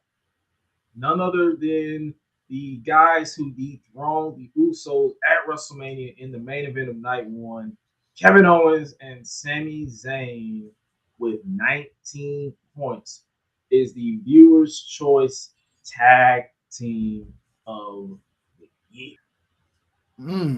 Okay. And speaking of, and keeping it with groups, the Faction of the Year that you guys voted with 43 points. Number 1, the Patriarchy, with 2 points, tied at 2 apiece. Bullet Club Gold and Metaphor. With 4 points, the Mogul Embassy. Honorable mention, someone voted Mogul Embassy with AR Fox. Still don't understand why that was broken up, but okay, yeah, agreed. With 5 points, Blackpool Comeback Club. With 10 points, despite all the memes, despite all the annoyance of repeated main events with them, with 10 points, the Judgment Day. Second place. With the number 1 overall faction of the year, as voted by you for the 2nd year in a row. None other than the Bloodline, with 19 points. They had a banger of a beginning year all the way until SummerSlam, and then it just went right down the middle. Fair enough. But you guys won. You guys voted. 19 points. The Bloodline is the faction of the year. All right, as we wind down with the congratulations, yeah, clap it up. Clap it up. As we eventually wind down with these categories, we got a decent amount left, but not too much. Next up, we have the LL Award, and the nominees are R-Truth's interactions with the Judgment Day, Oldest and Last Legend moments from NXT. Leatherface appears in AEW. Adam Copeland, quote unquote, cooks Ricky Starks on the microphone. Rey Mysterio finally whoops his son with a belt. The entire Becky Lynch and Trish Stratus feud. Logan Paul splashes KSI through announce table at WrestleMania. And pretty much every Adam Cole MJF AEW big game. I'll let you go first. Oh boy, you could laugh a lot at most of these. And you know, after playing it in my head now, especially with me not knowing who the heck this guy was and thinking he was R-Truth for a split second, I might have to go with Logan Paul splashing KSI through that table at WrestleMania, given the fact that this man was literally a black man dressed in a whole blue Prime bottle. Okay? Do you know how goofy you look being a big black man in a big old Prime bottle getting splashed through a table on accident? Yeah. I might have to get that to KSI. I might have to get it to you, bro. Real talk. So, in other words, we both agree on that because that shit was kind of because it was like you expected it. You saw it coming. You really slick did. You were like, saw it coming, but the fact that it actually went it's like bottles. And he bounced with it, so it's like, oh, of course, like, yes, this is going to win. So Logan Paul flashing KSI through the announce table at WrestleMania is a unanimous decision. We don't have to go to the wheel. Let's move on. Extreme hardcore moment of the year. There's a lot of good categories for this one, but we got to go ahead and we had to narrow it down to this number. Hangman Adam Page drinks Swerve Strickland's blood at AEW Full Gear 2023. Ricochet and Logan Paul's Spanish Fly through a table that nearly went haywire at Money in the Bank 2023. Johnny Gargano suplexing Grayson Waller through a pile of chairs at ringside at NXT Stand and Deliver 2023. Then Kingo 630 splashes Kenny Omega through a table on AEW Dynamite March 22nd, 2023. Samoa Joe's Muscle Buster on Darby Allin onto exposed ring wood on AEW Dynamite. Kenny Omega practically topes himself through a table at ringside on AEW Dynamite. MJF tombstones Bryan Danielson through a table at AEW Revolution 2023. Penta Fear Factors basically package pile drove Matt Jackson onto a ladder on AEW Dynamite. Hangman Adam Page, quote unquote, hangs John Moxley at AEW Revolution 2023. And Jungle Boy Jack Perry concerto to Christian Cage at AEW Revolution 2023. And I'm going to tell you this right now. I appreciate all this stuff. I will pick Samoa Joe muscle busting pause Darby Allin onto exposed ring, but it's Darby Allin. Nothing he does makes me go like, what the fuck? It's like, oh, LOL, Darby Allin is trying to die. But without even explaining, it's in the title itself. But the most extreme hardcore moment of the year, it can even go for WTF. Hangman Adam Page drinking Swerve Strickland's blood.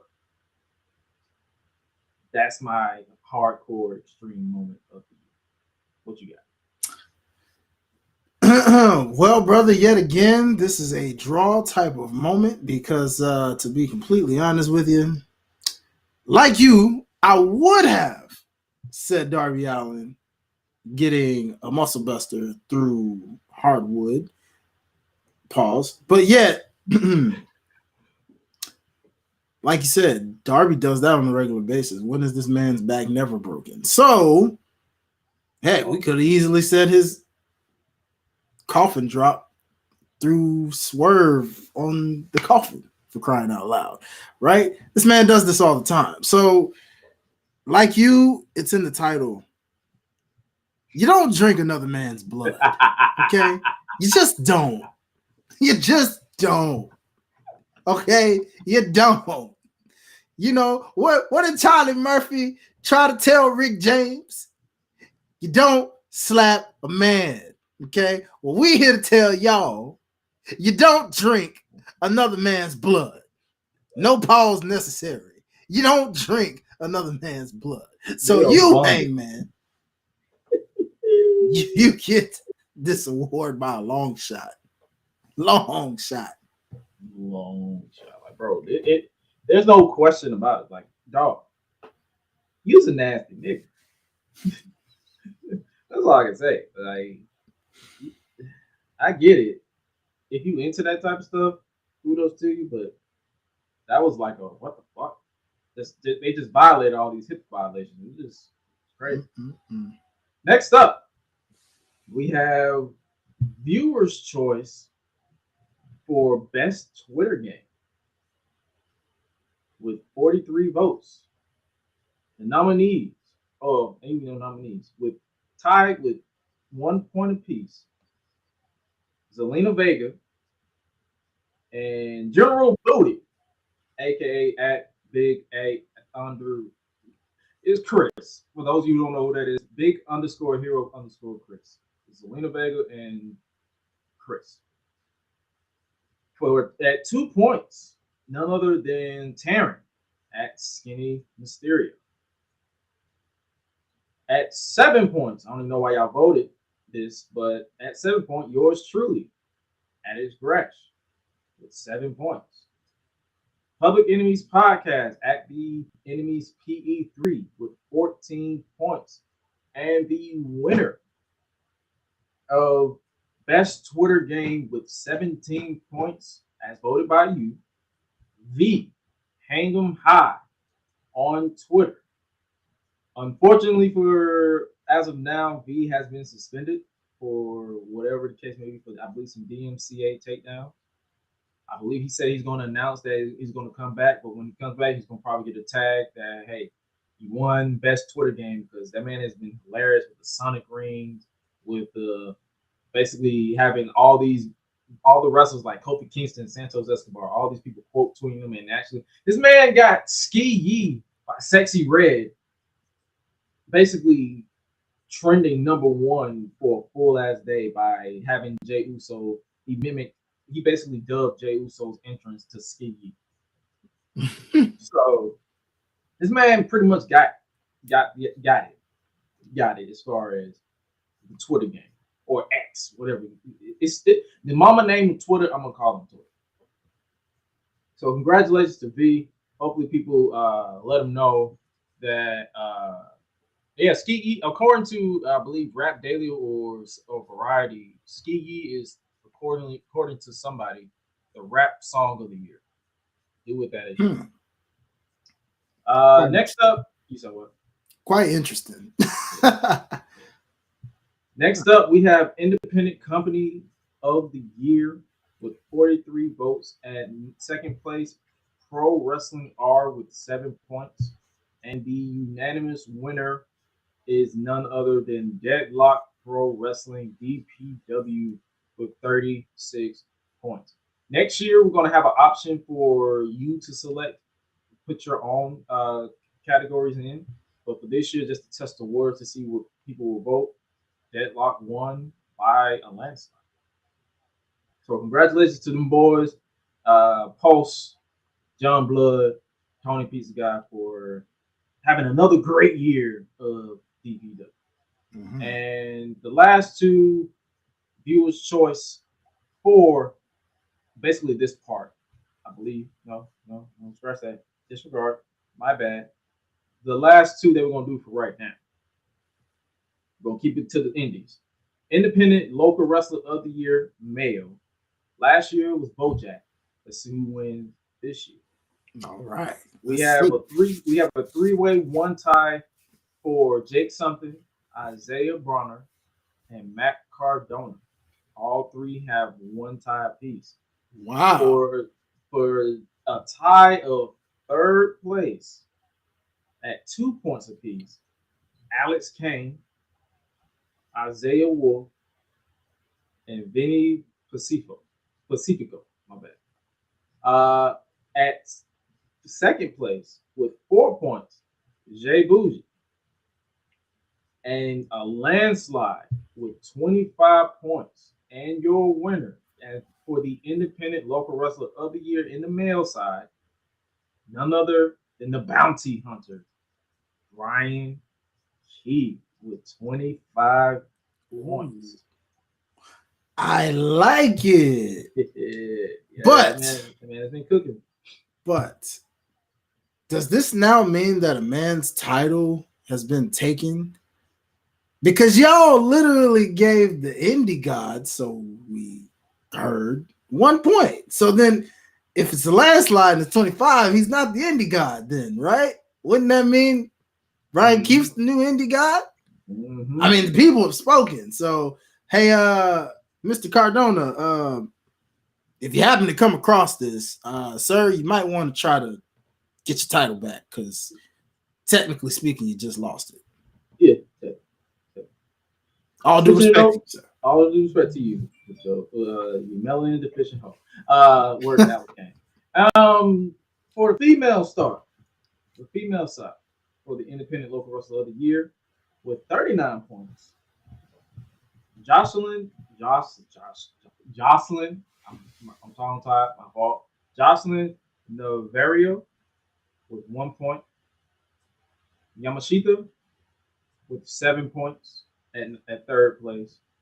Second place, none other than Ruthless Lala with 13 points. And number one with 16 points, none other than Alexis Littlefoot. Shout out to her. I believe I'm following her on social media. She's a cool woman. I believe she just got back from an injury. She had like a injury, but she's back. 2024 will likely be her year. So shout out to Alexis Littlefoot for winning Independent Local Wrestler of the Year, Female Edition. And appreciate y'all for voting for that category. Mm-hmm. Next up, we have the moment where we are going to pay our respects and tribute to what we call the Unleashed Legends, of basically where for the legends or people who left the impact on the entertainment wrestling business, and we want to give honor to them. And this year we have a total of 10 inductees. The first year we had 2, last year we had 3, and this year we have 10. First off, we're going to give our respect to none other than Bray Wyatt, Wyndham Rotunda. He is the first inductee. The Iron Sheik, Richard Roundtree, Bob Barker, Terry Funk, Ron Jones, DJ Casper, Don West, Jay Briscoe, and last but certainly not least, Mama Gresh herself, Sandra Gresh. Got any thoughts on any of these guys that we basically had to, fortunately and unfortunately, induct into this basically hall? Yeah, very unfortunate year in wrestling. We lost a lot of real ones. Starting with Jay Briscoe, probably one of the biggest shockers of the year in terms of knowing how much of a family man he was, and now how his brother's carrying on his legacy, learning how to be a singles competitor, as we've seen in the Continental Classic. But then in that same energy and same side, we have Wyndham Rotunda, Bray Wyatt, and the shock value that brought as well. Also a family man, also nothing but positive words spoken about this man. And for us, a career that was cut way entirely too short. And even now, even as we're getting close to the end of the year, still one that's hard to process and believe that he's actually no longer with us. And then, of course, Don West, man, legend in the game, a true TNA original in terms of commentary. I mean, for TNA, you could say he was their Jim Ross or their Jerry the King Lawler in his own right. You know, he was a personality like no other. And Mike Tenay gave a beautiful speech about him during their Hall of Fame induction at Bound for Glory weekend, and just basically saying that you will never see another guy like a Don West, someone who was a true pioneer in how he came back or how he broke into the wrestling business, despite getting turned down so many different times before actually making it as a personality. So love to everyone on this list, man. These are always tough. Next year, you know, who knows who makes this list as well, unfortunately. But we say this, unfortunately, in a inspirational way, because though they are gone, they are never forgotten. They are forever with us. And everything that they left us with, we carry on, and we look forward to seeing them on the other side as they entertain in the sky. And continuing their legacy. Like it's a impactful way. Like you could look back, like the impact that Bray Wyatt had on the wrestling industry, the impact that Bob Barker had on households. Like growing up, what was The Price is Right was destination TV. If you had a grandmama that was into her stories, was The Mhm. Price is Right than The Young and the Restless. Terry Funk, that man was basically lying about retiring every other day, but every time he got in that ring, you basically felt something. Yeah. DJ Casper, that man's music is being played across every black gathering event. I can't even say a specific. It's like every time you're going to hear that this is something new. The Casper Slide Part 2 featuring the Black Band. Now this time we're going to get funky. So you're going to hear that for generations. Mhm. You even got younger generations learning the cha-cha slide. Mhm. And then Jay Briscoe. I was late to the party on the Briscoe brothers because I didn't really follow ROH as much. But from what I saw, I'm like, this is the best trilogy I've ever seen live. With them, with the Briscoes and FTR, this is one of the best. And of course, I added my mother on there because if it wasn't for her, I wouldn't be sitting. Mhm. I would not be in, like, Gresh would not exist without Mama Gresh, the right hand, the matriarch of the family. Mhm. So every last person on this list, Don West, this man was pretty much a part of my love-hate relationship with TNA. He was a prominent voice along with Mike Tenay. So Mhm. it's like everybody on this list deserves to be here. When I say unfortunately, because I wish they were still here to get these flowers, but we're still going to give them these flowers regardless.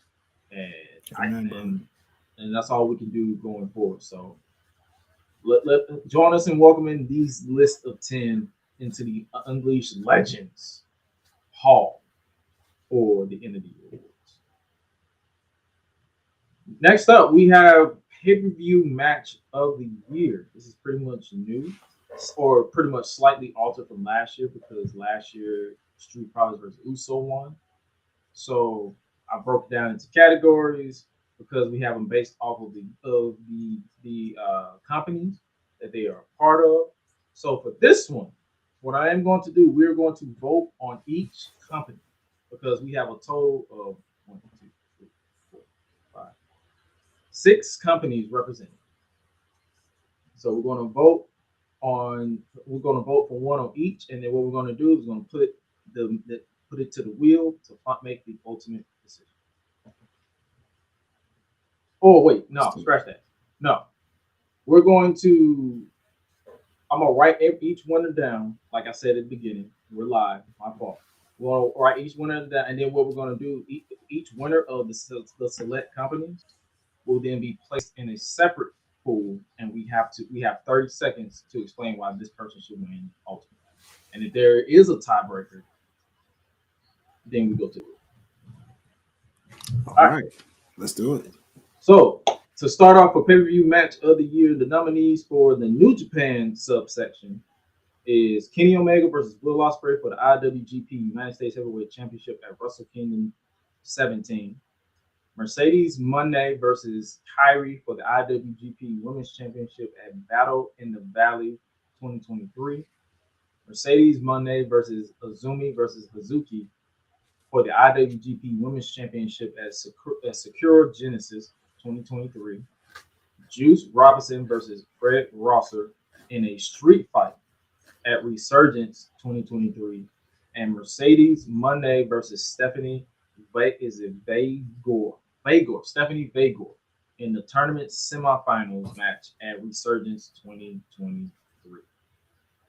You want to go first on that one? Yes. My goodness. Very, very, very tough. And although we've admitted that we're not the strongest in JPW watchers, we do still keep up when we can, given that so much wrestling is around. But I ain't gonna lie, man. I gotta give this one to the OG. I gotta give this one to Kenny Omega versus Will Ospreay for the IWGP US Heavyweight Championship at Wrestle Kingdom 17. As we know, these guys are supposed to have one more match, but due to unfortunate circumstances with Mr. Omega, That is on hold, on pause. We hope that we get that conclusion at some point. But with what we have in the past from these two, they never disappoint. I mean, they are like, as Bruce Lee would say, they're like water. They're in the cup. They're there. You know what I mean? They float. They naturally just gel, and they know how to put on a classic. So for that, give me Kenny Omega versus Will Ospreay at Wrestle Kingdom 17. And I'm gonna keep it a stack. As much as I enjoyed all of Mercedes matches, so that we got to see in New Japan, I might have to agree with you on this one and give my vote for Kenny Omega versus Will Ospreay. As much as I enjoyed the sequel, that original one, yeah, that was something special. Yeah, man. That was something special. So for this one, for this category, we're on for the New Japan category. Kenny Omega versus Will Ospreay for the IWGP Championship, IWGP US Championship at Wrestle Kingdom 17 has been automatically advanced to the next round. For the WWE category, we have the nominees for this one: Women's Royal Rumble match. Roman Reigns versus Sami Zayn for the undisputed WWE Universal Championship at Elimination Chamber 2023. Drew McIntyre versus Gunther versus Sheamus for the Intercontinental Championship at WrestleMania 39.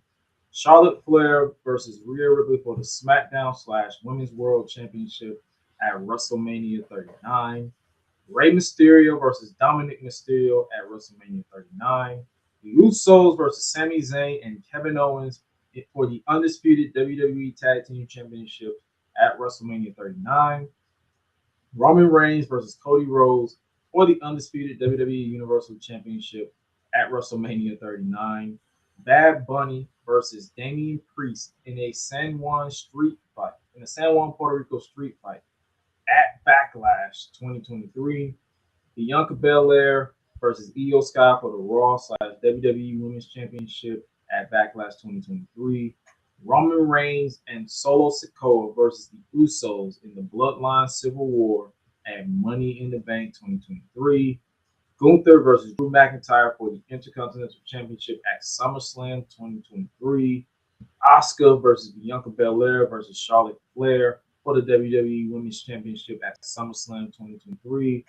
Finn Balor and Damian Priest versus Kevin Owens and Sami Zayn in a street fight for the Undisputed Tag Team Championship at Payback. Trish Stratus versus Becky Lynch inside of a steel cage at Payback, and the Women's War Games match at Survivor Series. So for this one, it's going to be tough because I know, and as much as I love the Bloodline Civil War, the reason why I'm not going with this is because of the follow-up, with them overcomplicating the Bloodline, with Jimmy initiating the turn on Roman just for him to go back. So I'm gonna have to go.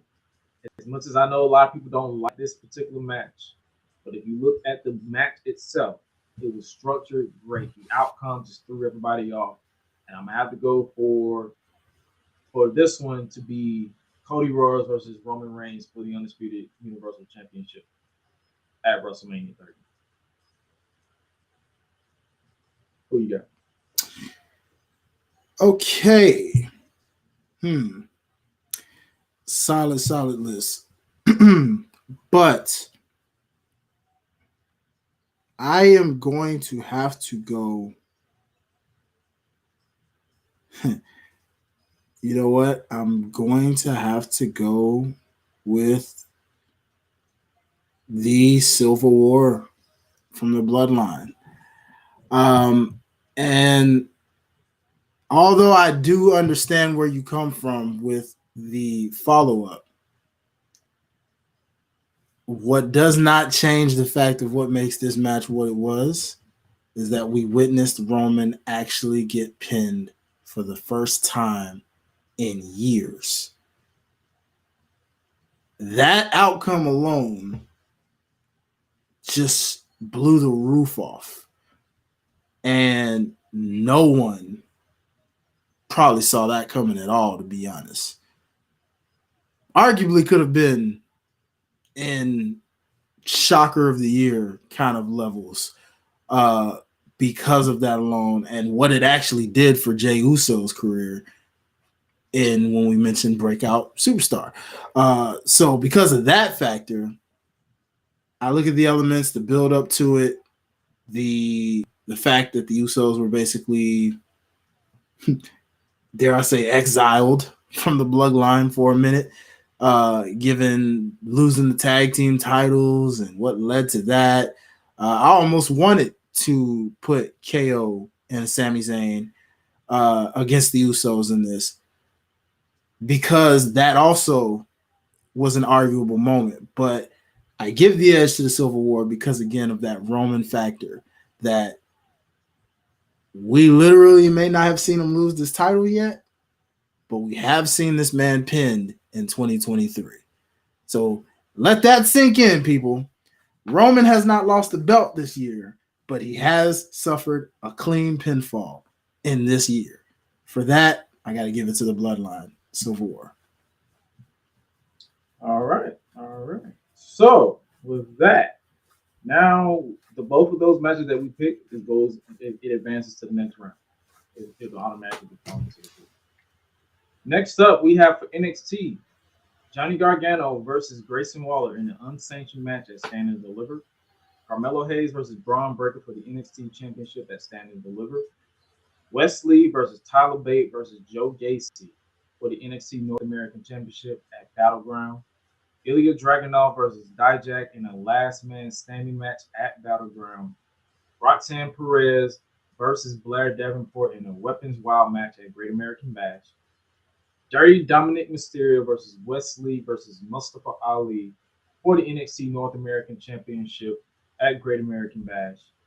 Carmelo Hayes versus Ilya Dragunov for the NXT Championship at Great American Bash. Tony D'Angelo and Channing Stacks Lorenzo versus Angel Garza and Humberto Carrillo versus the Creed Brothers versus OTM for the NXT Tag Team Championship at No Mercy. Noam Dar versus Butch for the NXT Heritage Cup at No Mercy. Ilya Dragunov versus Carmelo Hayes for the NXT Championship at No Mercy. Becky Lynch versus Tiffany Stratton in Extreme Rules match for the NXT Women's Championship at No Mercy. And the Men's Iron Survivor Challenge at Deadline 2023. I'm looking for it. Ooh, okay.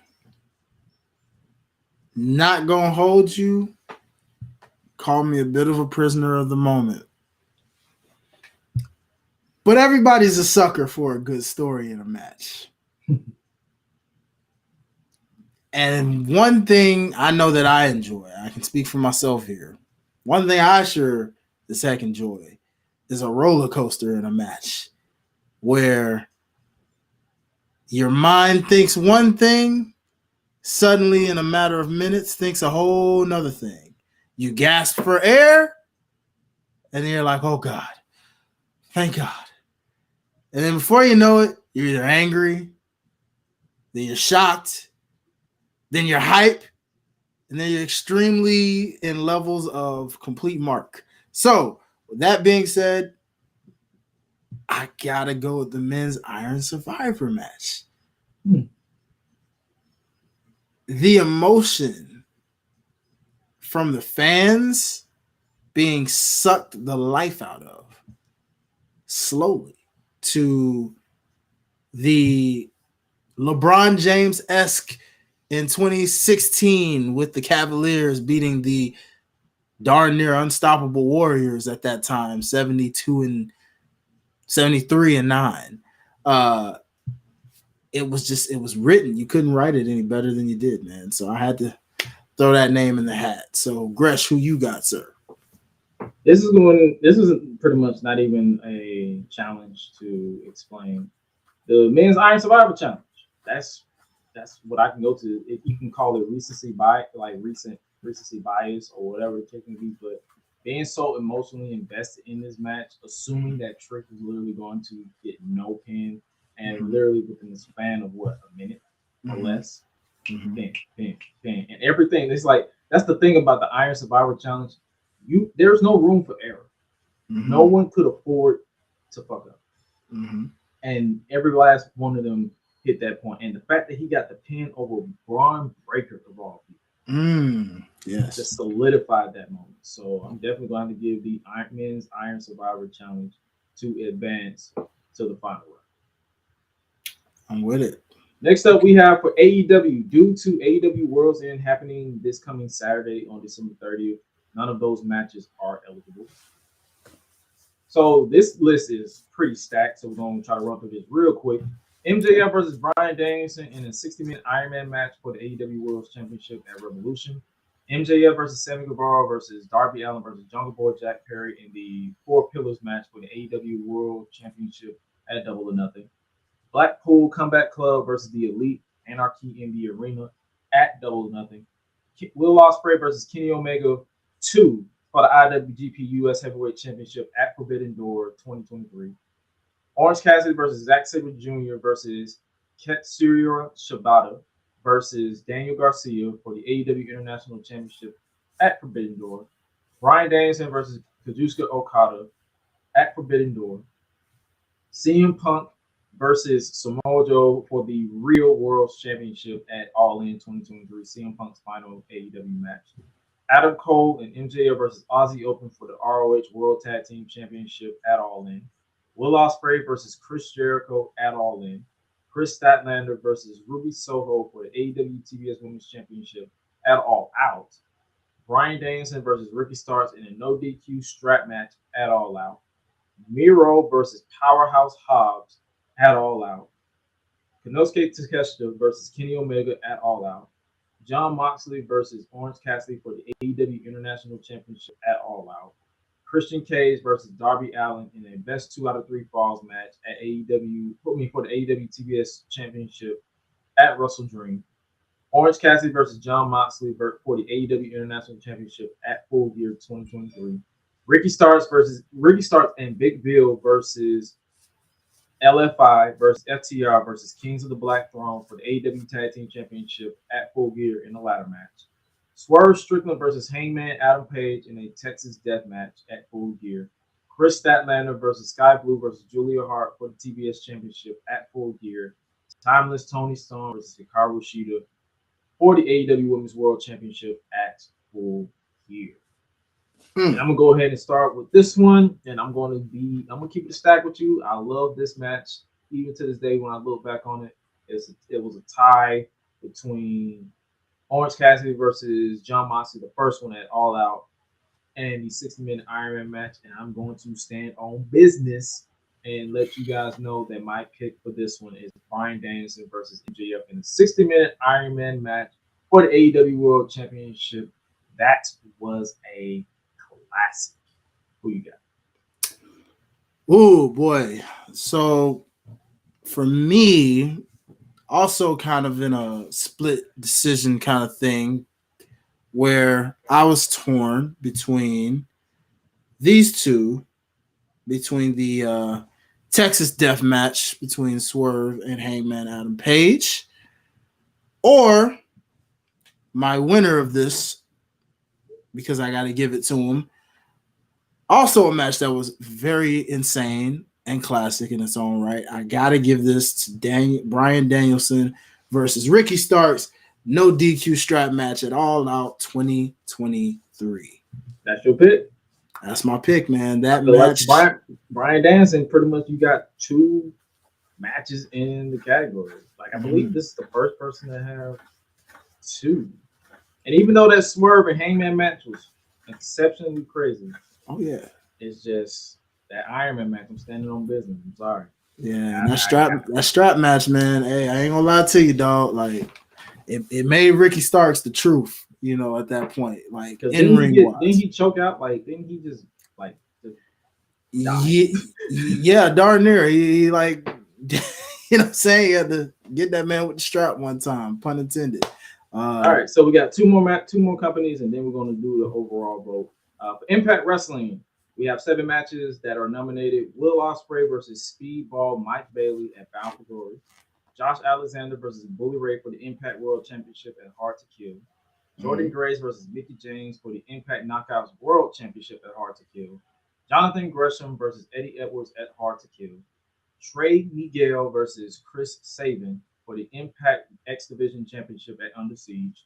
Josh Alexander versus Rich Swan, for the Impact World Championship at No Surrender. Jonathan Gresham versus Speedball Mike Bailey at Sacrifice. Trinity versus Mickey James for the Impact Knockouts World Championship at Bound for Glory. You go first on this. Okay, so lots of ones to choose from here, and though I did enjoy the feud between Josh Alexander and Bully Ray as far as their build and even that overall matchup, I gotta give this to my guys, Will Ospreay and Speedball Mike Bailey at Bound for Glory 2023. I mean, Will Ospreay, arguably, I didn't get to say this earlier, was before we added that newly found category split decision co-winner, I guess, second place. Will Ospreay was going to be my superstar of the year at one point, honestly, because of the fact that this man has arguably been the hottest free agent on the wrestling scene this year. Even though he's been technically still signed to New Japan, but to a degree, in a sense, yeah. So he's been on a world tour. We can't deny that. I mean, AEW, New Japan, Impact. This man's literally been a little bit of everywhere, putting on bangers with everybody. And so with that, yeah, man. And Mike Bailey, Speedball. I mean, come on, man. This guy is like TNA's version of Bryan Danielson. This man just doesn't know how to put on a bad match with anybody. So that being said, man, give me that pick. And I might have to bounce back off you with that one, because I remember watching that match live. At one point, I believe people saw it on the Impact, but I actually watched it live. No, I lied. Sorry. I watched it the next day, and then I watched it on Impact when they did the recap, and it was great both times. So I have to agree with you on that. Give me Speedball Mike Bailey versus Will Ospreay for the Impact side of this category. Let's do it. And last but certainly not least, we only have 3 for Ring of Honor because, like I said, a lot of people don't really follow Ring of Honor. We don't really have that much type of time. I'm not even gonna lie to you. I can only consume so much wrestling. But the 3 matches we have is Athena versus Willow Nightingale at Death Before Dishonor. We said Super Card of Honor. It's Death Before Dishonor early in the show. That's where the match happened. Keith Lee versus Shane Taylor at Final Battle, and Athena versus Billy Starks at Final. Okay. And I'm gonna keep it stacked. I'm gonna keep it quick. Go ahead. My pick for this one is Athena versus Willow Nightingale. Their styles meshed well. They clicked. I loved every single second of it. That is my pick. I'm standing on that bitch. Brother, man, I ain't gonna lie. I'm right there with you, man. Shout out to Keith Lee and Shane Taylor for putting on for the big men's. You know what I'm saying? Letting them know, hey, it's more to us than size, than the stature. But that being said, like you, brother, I got to give this one to Athena versus Willow Nightingale, man. They worked. They have a chemistry. I want to see them run it back at some point. Also, adding to the point of what we said earlier, what's going on? It adds to the effect of what we were talking about earlier, man. Willow Nightingale's stock was going in such the right direction, and this was part of the reason why. So we need this to run it back so we can get her back on track. That being said, let's go with it.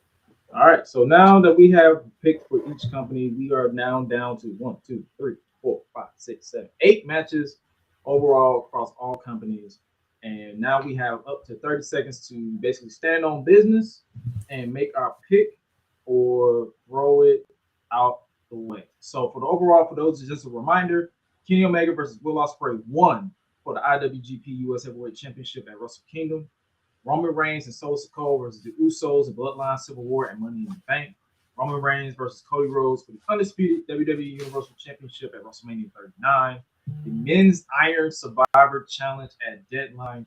MJF versus Bryan Danielson in 60-minute Iron Man match for the AEW World Heavyweight Championship at Revolution. Bryan Danielson versus Ricky Starks in a no DQ strap match at All Out. Will Ospreay versus Speedball Mike Bailey at Bound for Glory 2023, and Athena versus Willow Nightingale at Death Before Dishonor. Brother, you want to go first? Yeah, I think I will go first on this one, man. This is gonna be crazy, but you know what? At the end of the day, I am going to go with the NXT Men's Iron Survivor Challenge. Again, man, the story wrote itself. You cannot book a better match than the way you did here. I realize some people look at NXT, it's not their cup of tea per se, but you got to understand there are certain matches you have to watch sometimes, and this is one of them because, again, now, if you don't know the story, you can't invest in the story. However, even if you didn't know the build up to this match, you can still watch this match not knowing any bit of why the crowd was so invested in Trick Williams and the story behind it all, including the men in the match having their own reasons to win, and still be invested. Like, wow, how did they do this? All due respect to the rest of the matches. They all bang. They all told stories, but some of them had bad buildups to their story, or some of them probably just didn't work. I mean, I could have made a case for the Bloodline Civil War. We saw how hot that was going into it. But as you mentioned, what kind of disqualifies it is the way it kind of finished after the fact. So give me the NXT Men's Iron Survivor Challenge. Well, it's looking like we're about to go to the wheel because I am standing on business and saying MJF versus Bryan Danielson in a 60-minute Iron Man match. Fair. Trumped all these other matches. It's like there was moments like for starters, people got to know I'm a Bryan Danielson guy, so of course. But then when you actually break down the match and actually for 160 minutes is a big ask to ask your viewing audience to sit through for an hour. And they actually went not only an hour, they went to sudden death and delivered. I talked about Bobby Roode versus AJ Styles on my last retrospective that I did for 2 weeks ago, where I wasn't a fan of them doing a sudden death on Impact instead of right then and there because it feels like they would have cheaped out, like the crowd basically spent their money for a draw. It's like you have that sudden death immediately. And that's what they did. Like it was like MJF was crying, legitimately crying of exhaustion, and Bryan was smiling from ear to ear because he was like, "I'm not even tired yet. Like, let's keep going." And Max is like, "What the fuck?" That type of shit I love. So I'm standing on business with Bryan versus MJF. You doing the Men's Iron Survivor, and Mr. Will, come on in. And Come on in. Let us do it, and let's see who becomes the pay-per-view match of the so many great matches, but it only comes down to one.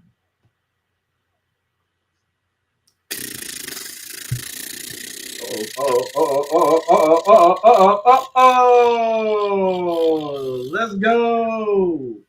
Bryan match versus MJF. Oh, business with Bryan Danielson versus MJF for the AEW World Heavyweight Championship in a 60-minute Iron Man match, which included a 5-minute, I believe, sudden death, so 65 minutes. So that was all matches, like I said, was great matches that I can literally watch back. I can still watch back the Bloodline Civil War to this day. I can watch back the Men's Iron Survivor Challenge because that was some great shit. Hell, I can even give my honorable mention award to Athena versus Willow Nightingale. That was some great shit. But overall, MJF versus Bryan Danielson for the AEW World Championship in a 60-minute Iron Man match is the pay-per-view match of the year. Next up, we have make sure to go back to my regular notes. Next up, we have the TV match of the year. And the nominees are as follows. AEW On Dynamite, Darby Allin versus Samoa Joe for the TNT Championship. Will Ospreay versus Josh Alexander.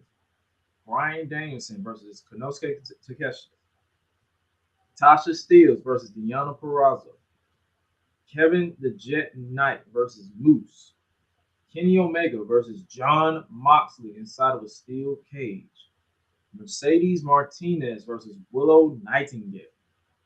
Imperium versus DIY in a best 2 out of 3 falls match. MJF versus Kenny Omega for the AEW World Championship. Seth freaking Rollins versus Sami Zayn for the World Heavyweight Championship. Bryan Danielson versus Roosh. Noam Dar versus Chad Gable for the Heritage Cup. Alex Shelley versus Jonathan Gresham for the Impact World Championship. Kenny Omega versus Ben Kingo. Bryan Danielson versus Daniel Garcia. And Seth Rollins versus Jay Uso for the World Heavyweight Championship. Who you got? Oh man, I am looking at this and boy, I'm having a moment. First off, I want to shout out my bro, my boy, my guy, Kevin the Jet Knight, for even just making this category, man. Brother, I salute you. You are well on your way. You've been showing people in Impact Wrestling and in New Japan, because not many brothers are being represented out there, and you representing for us brothers are doing their thing, and I'm happy with what you're doing with Kushida and what you're doing with everything that you're doing out there, even on a solo run, just proving how great and how much of the future you are in pro wrestling. But with that said, I gotta give this one to MJF versus Kenny Omega at AEW Collision. Just off the build, man, the way that was built was just so smooth.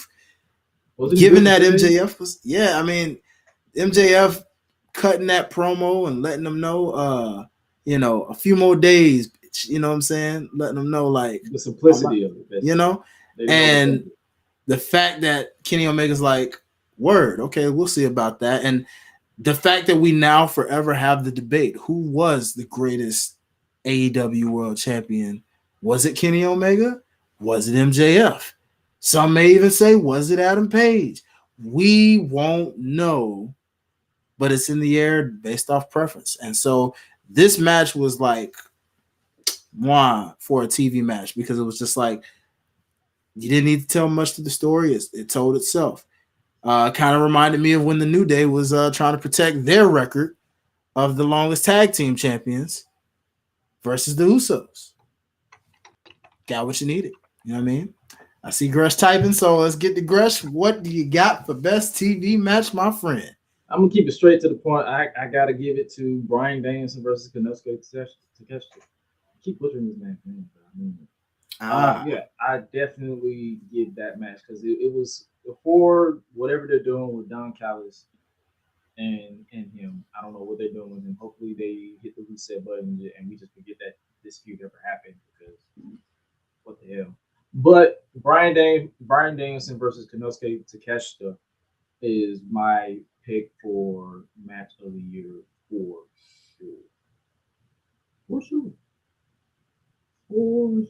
For sure. So with that being said, we're gonna have to switch back over to the wheel.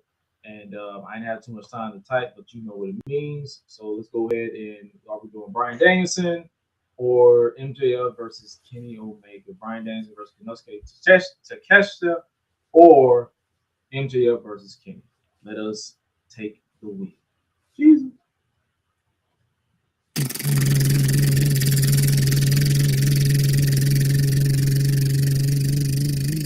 Oh, so close. Yikes. So close. You saw how it slowed down too? That was close. I thought it was gonna land like right in the middle where you couldn't even tell. Like that was psych.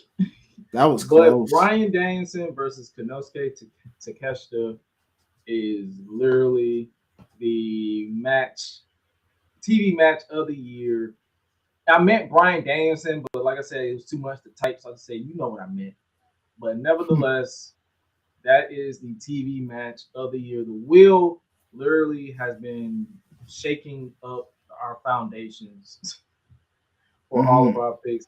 Every pick has made sense. Every match on here made sense, but the will made the ultimate decision.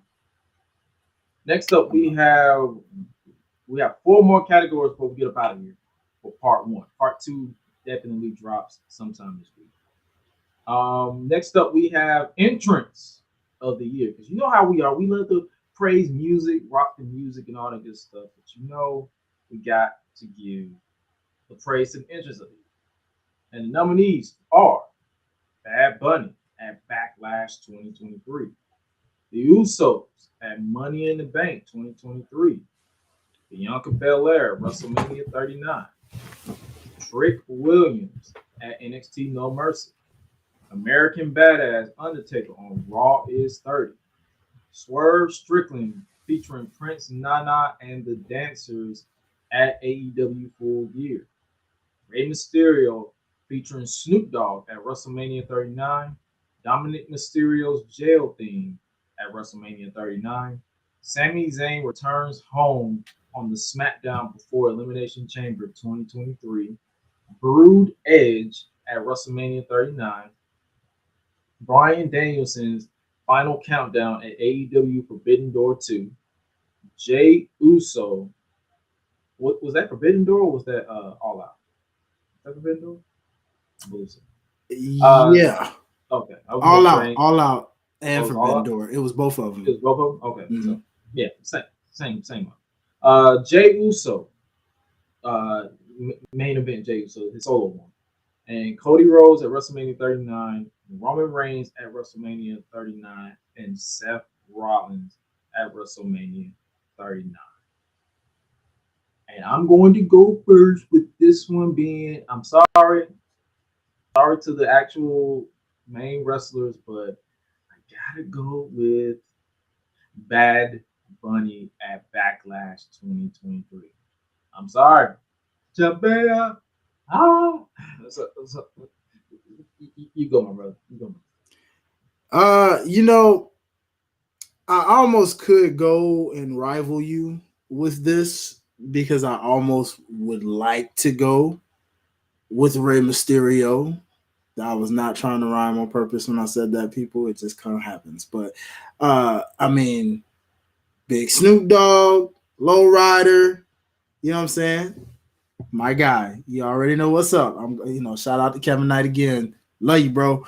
But yeah, man, I almost wanted to go with Rey Mysterio just off the pop that the Eddie Guerrero side of it got first, before leading into getting that West Side coming out. But much like you, brother, believe it or not, right off top, sorry, Bad Bunny takes the win because Puerto Rico showed y'all what happens when they have a hero, a hometown hero, and they let y'all know we Puerto Rican, baby. We don't play. So, hey, Bad Bunny, he takes the win for this one, y'all. Interest of the year. Point. All right. And the last 3 for part 1 of the end of the year awards is strictly viewers' choice. First up, viewers' pay-per-view of the year with 37 points. Tying in at 1 point apiece, ROH Final Battle, AEW All In, and TNA or Impact this year Slammiversary. At number 2 with 2 points apiece, Survivor Series. With 6 points apiece, 6 points, WrestleMania 39. In second place with 11 points, Backlash in San Juan, Puerto Rico, Backlash 2023.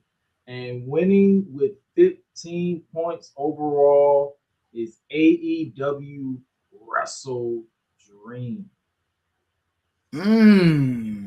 Wow. You guys voted. That's what you picked for. Wow. Wrestle Dream. Okay. Wow. Was not expecting that one. I was not expecting that one.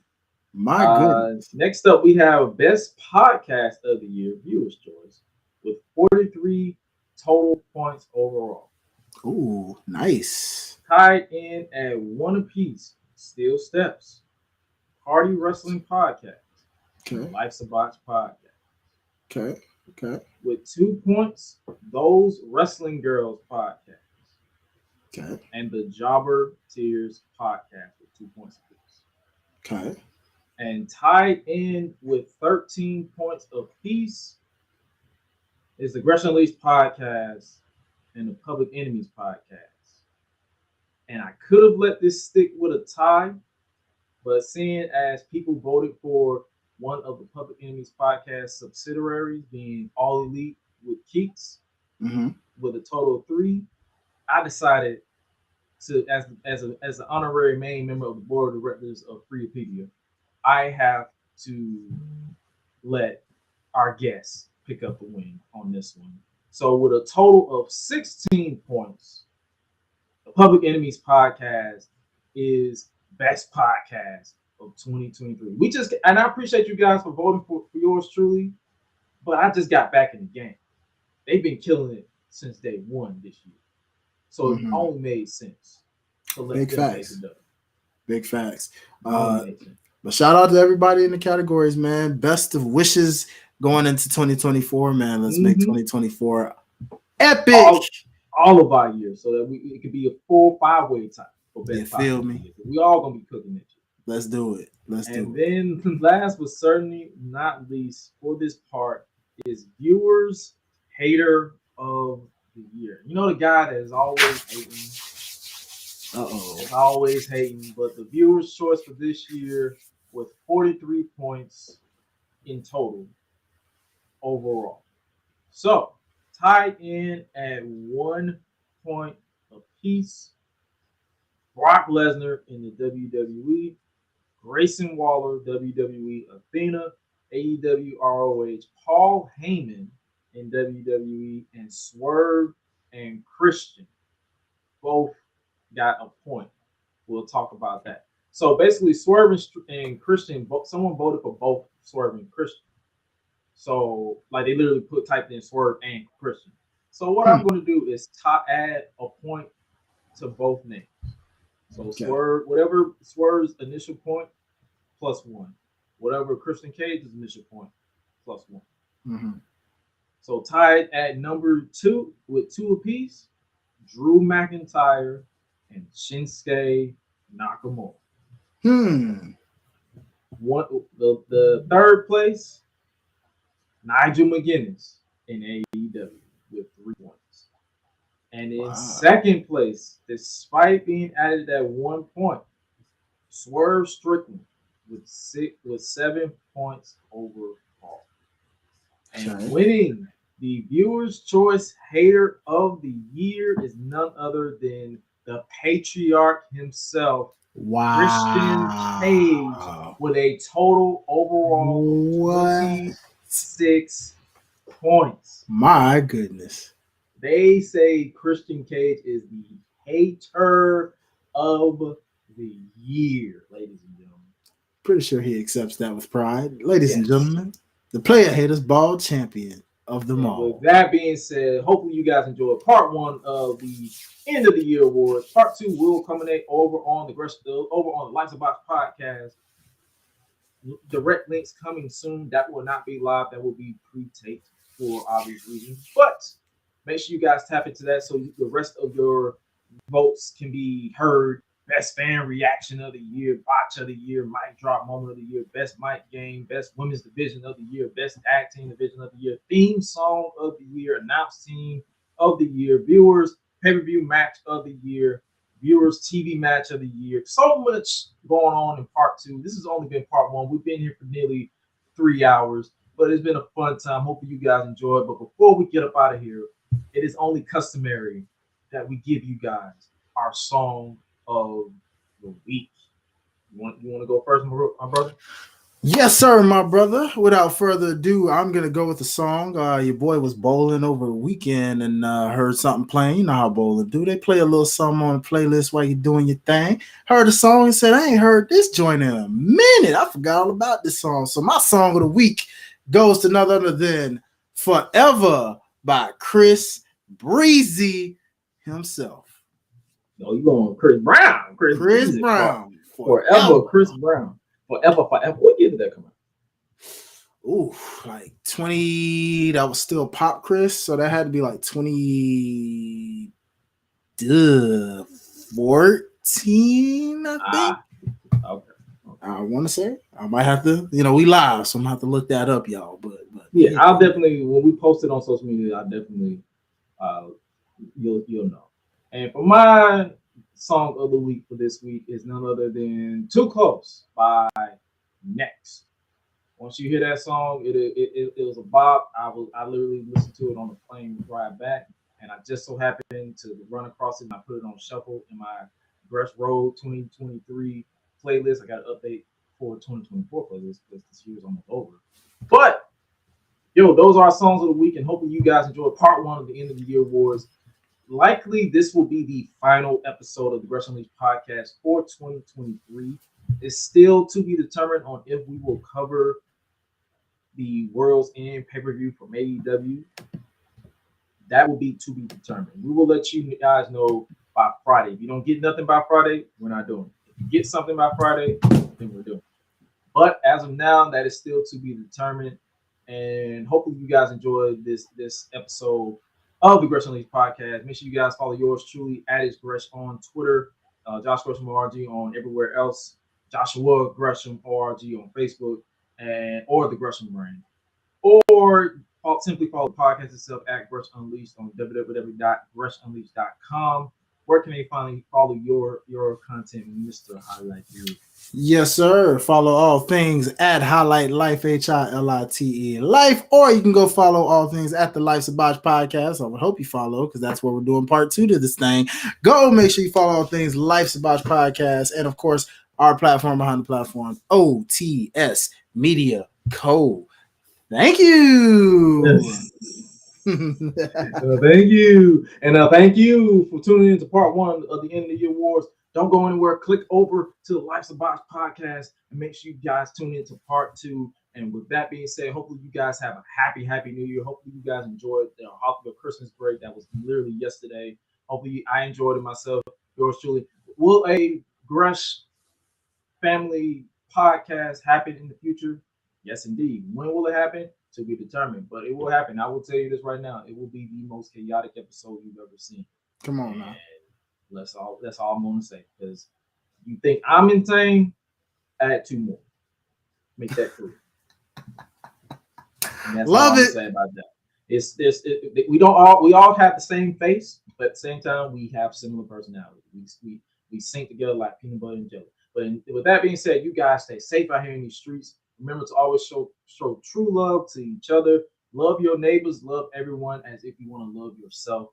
Show everyone that you come across with respect. And whatever lessons you learned in 2023, take that into 2024 and beyond, because we can only grow if we are genuine with showing each other growth. And with that being said, you guys stay safe out here in these streets. I said grace. And remember to always eat, sleep, flex, and repeat. We out. Y'all be crazy.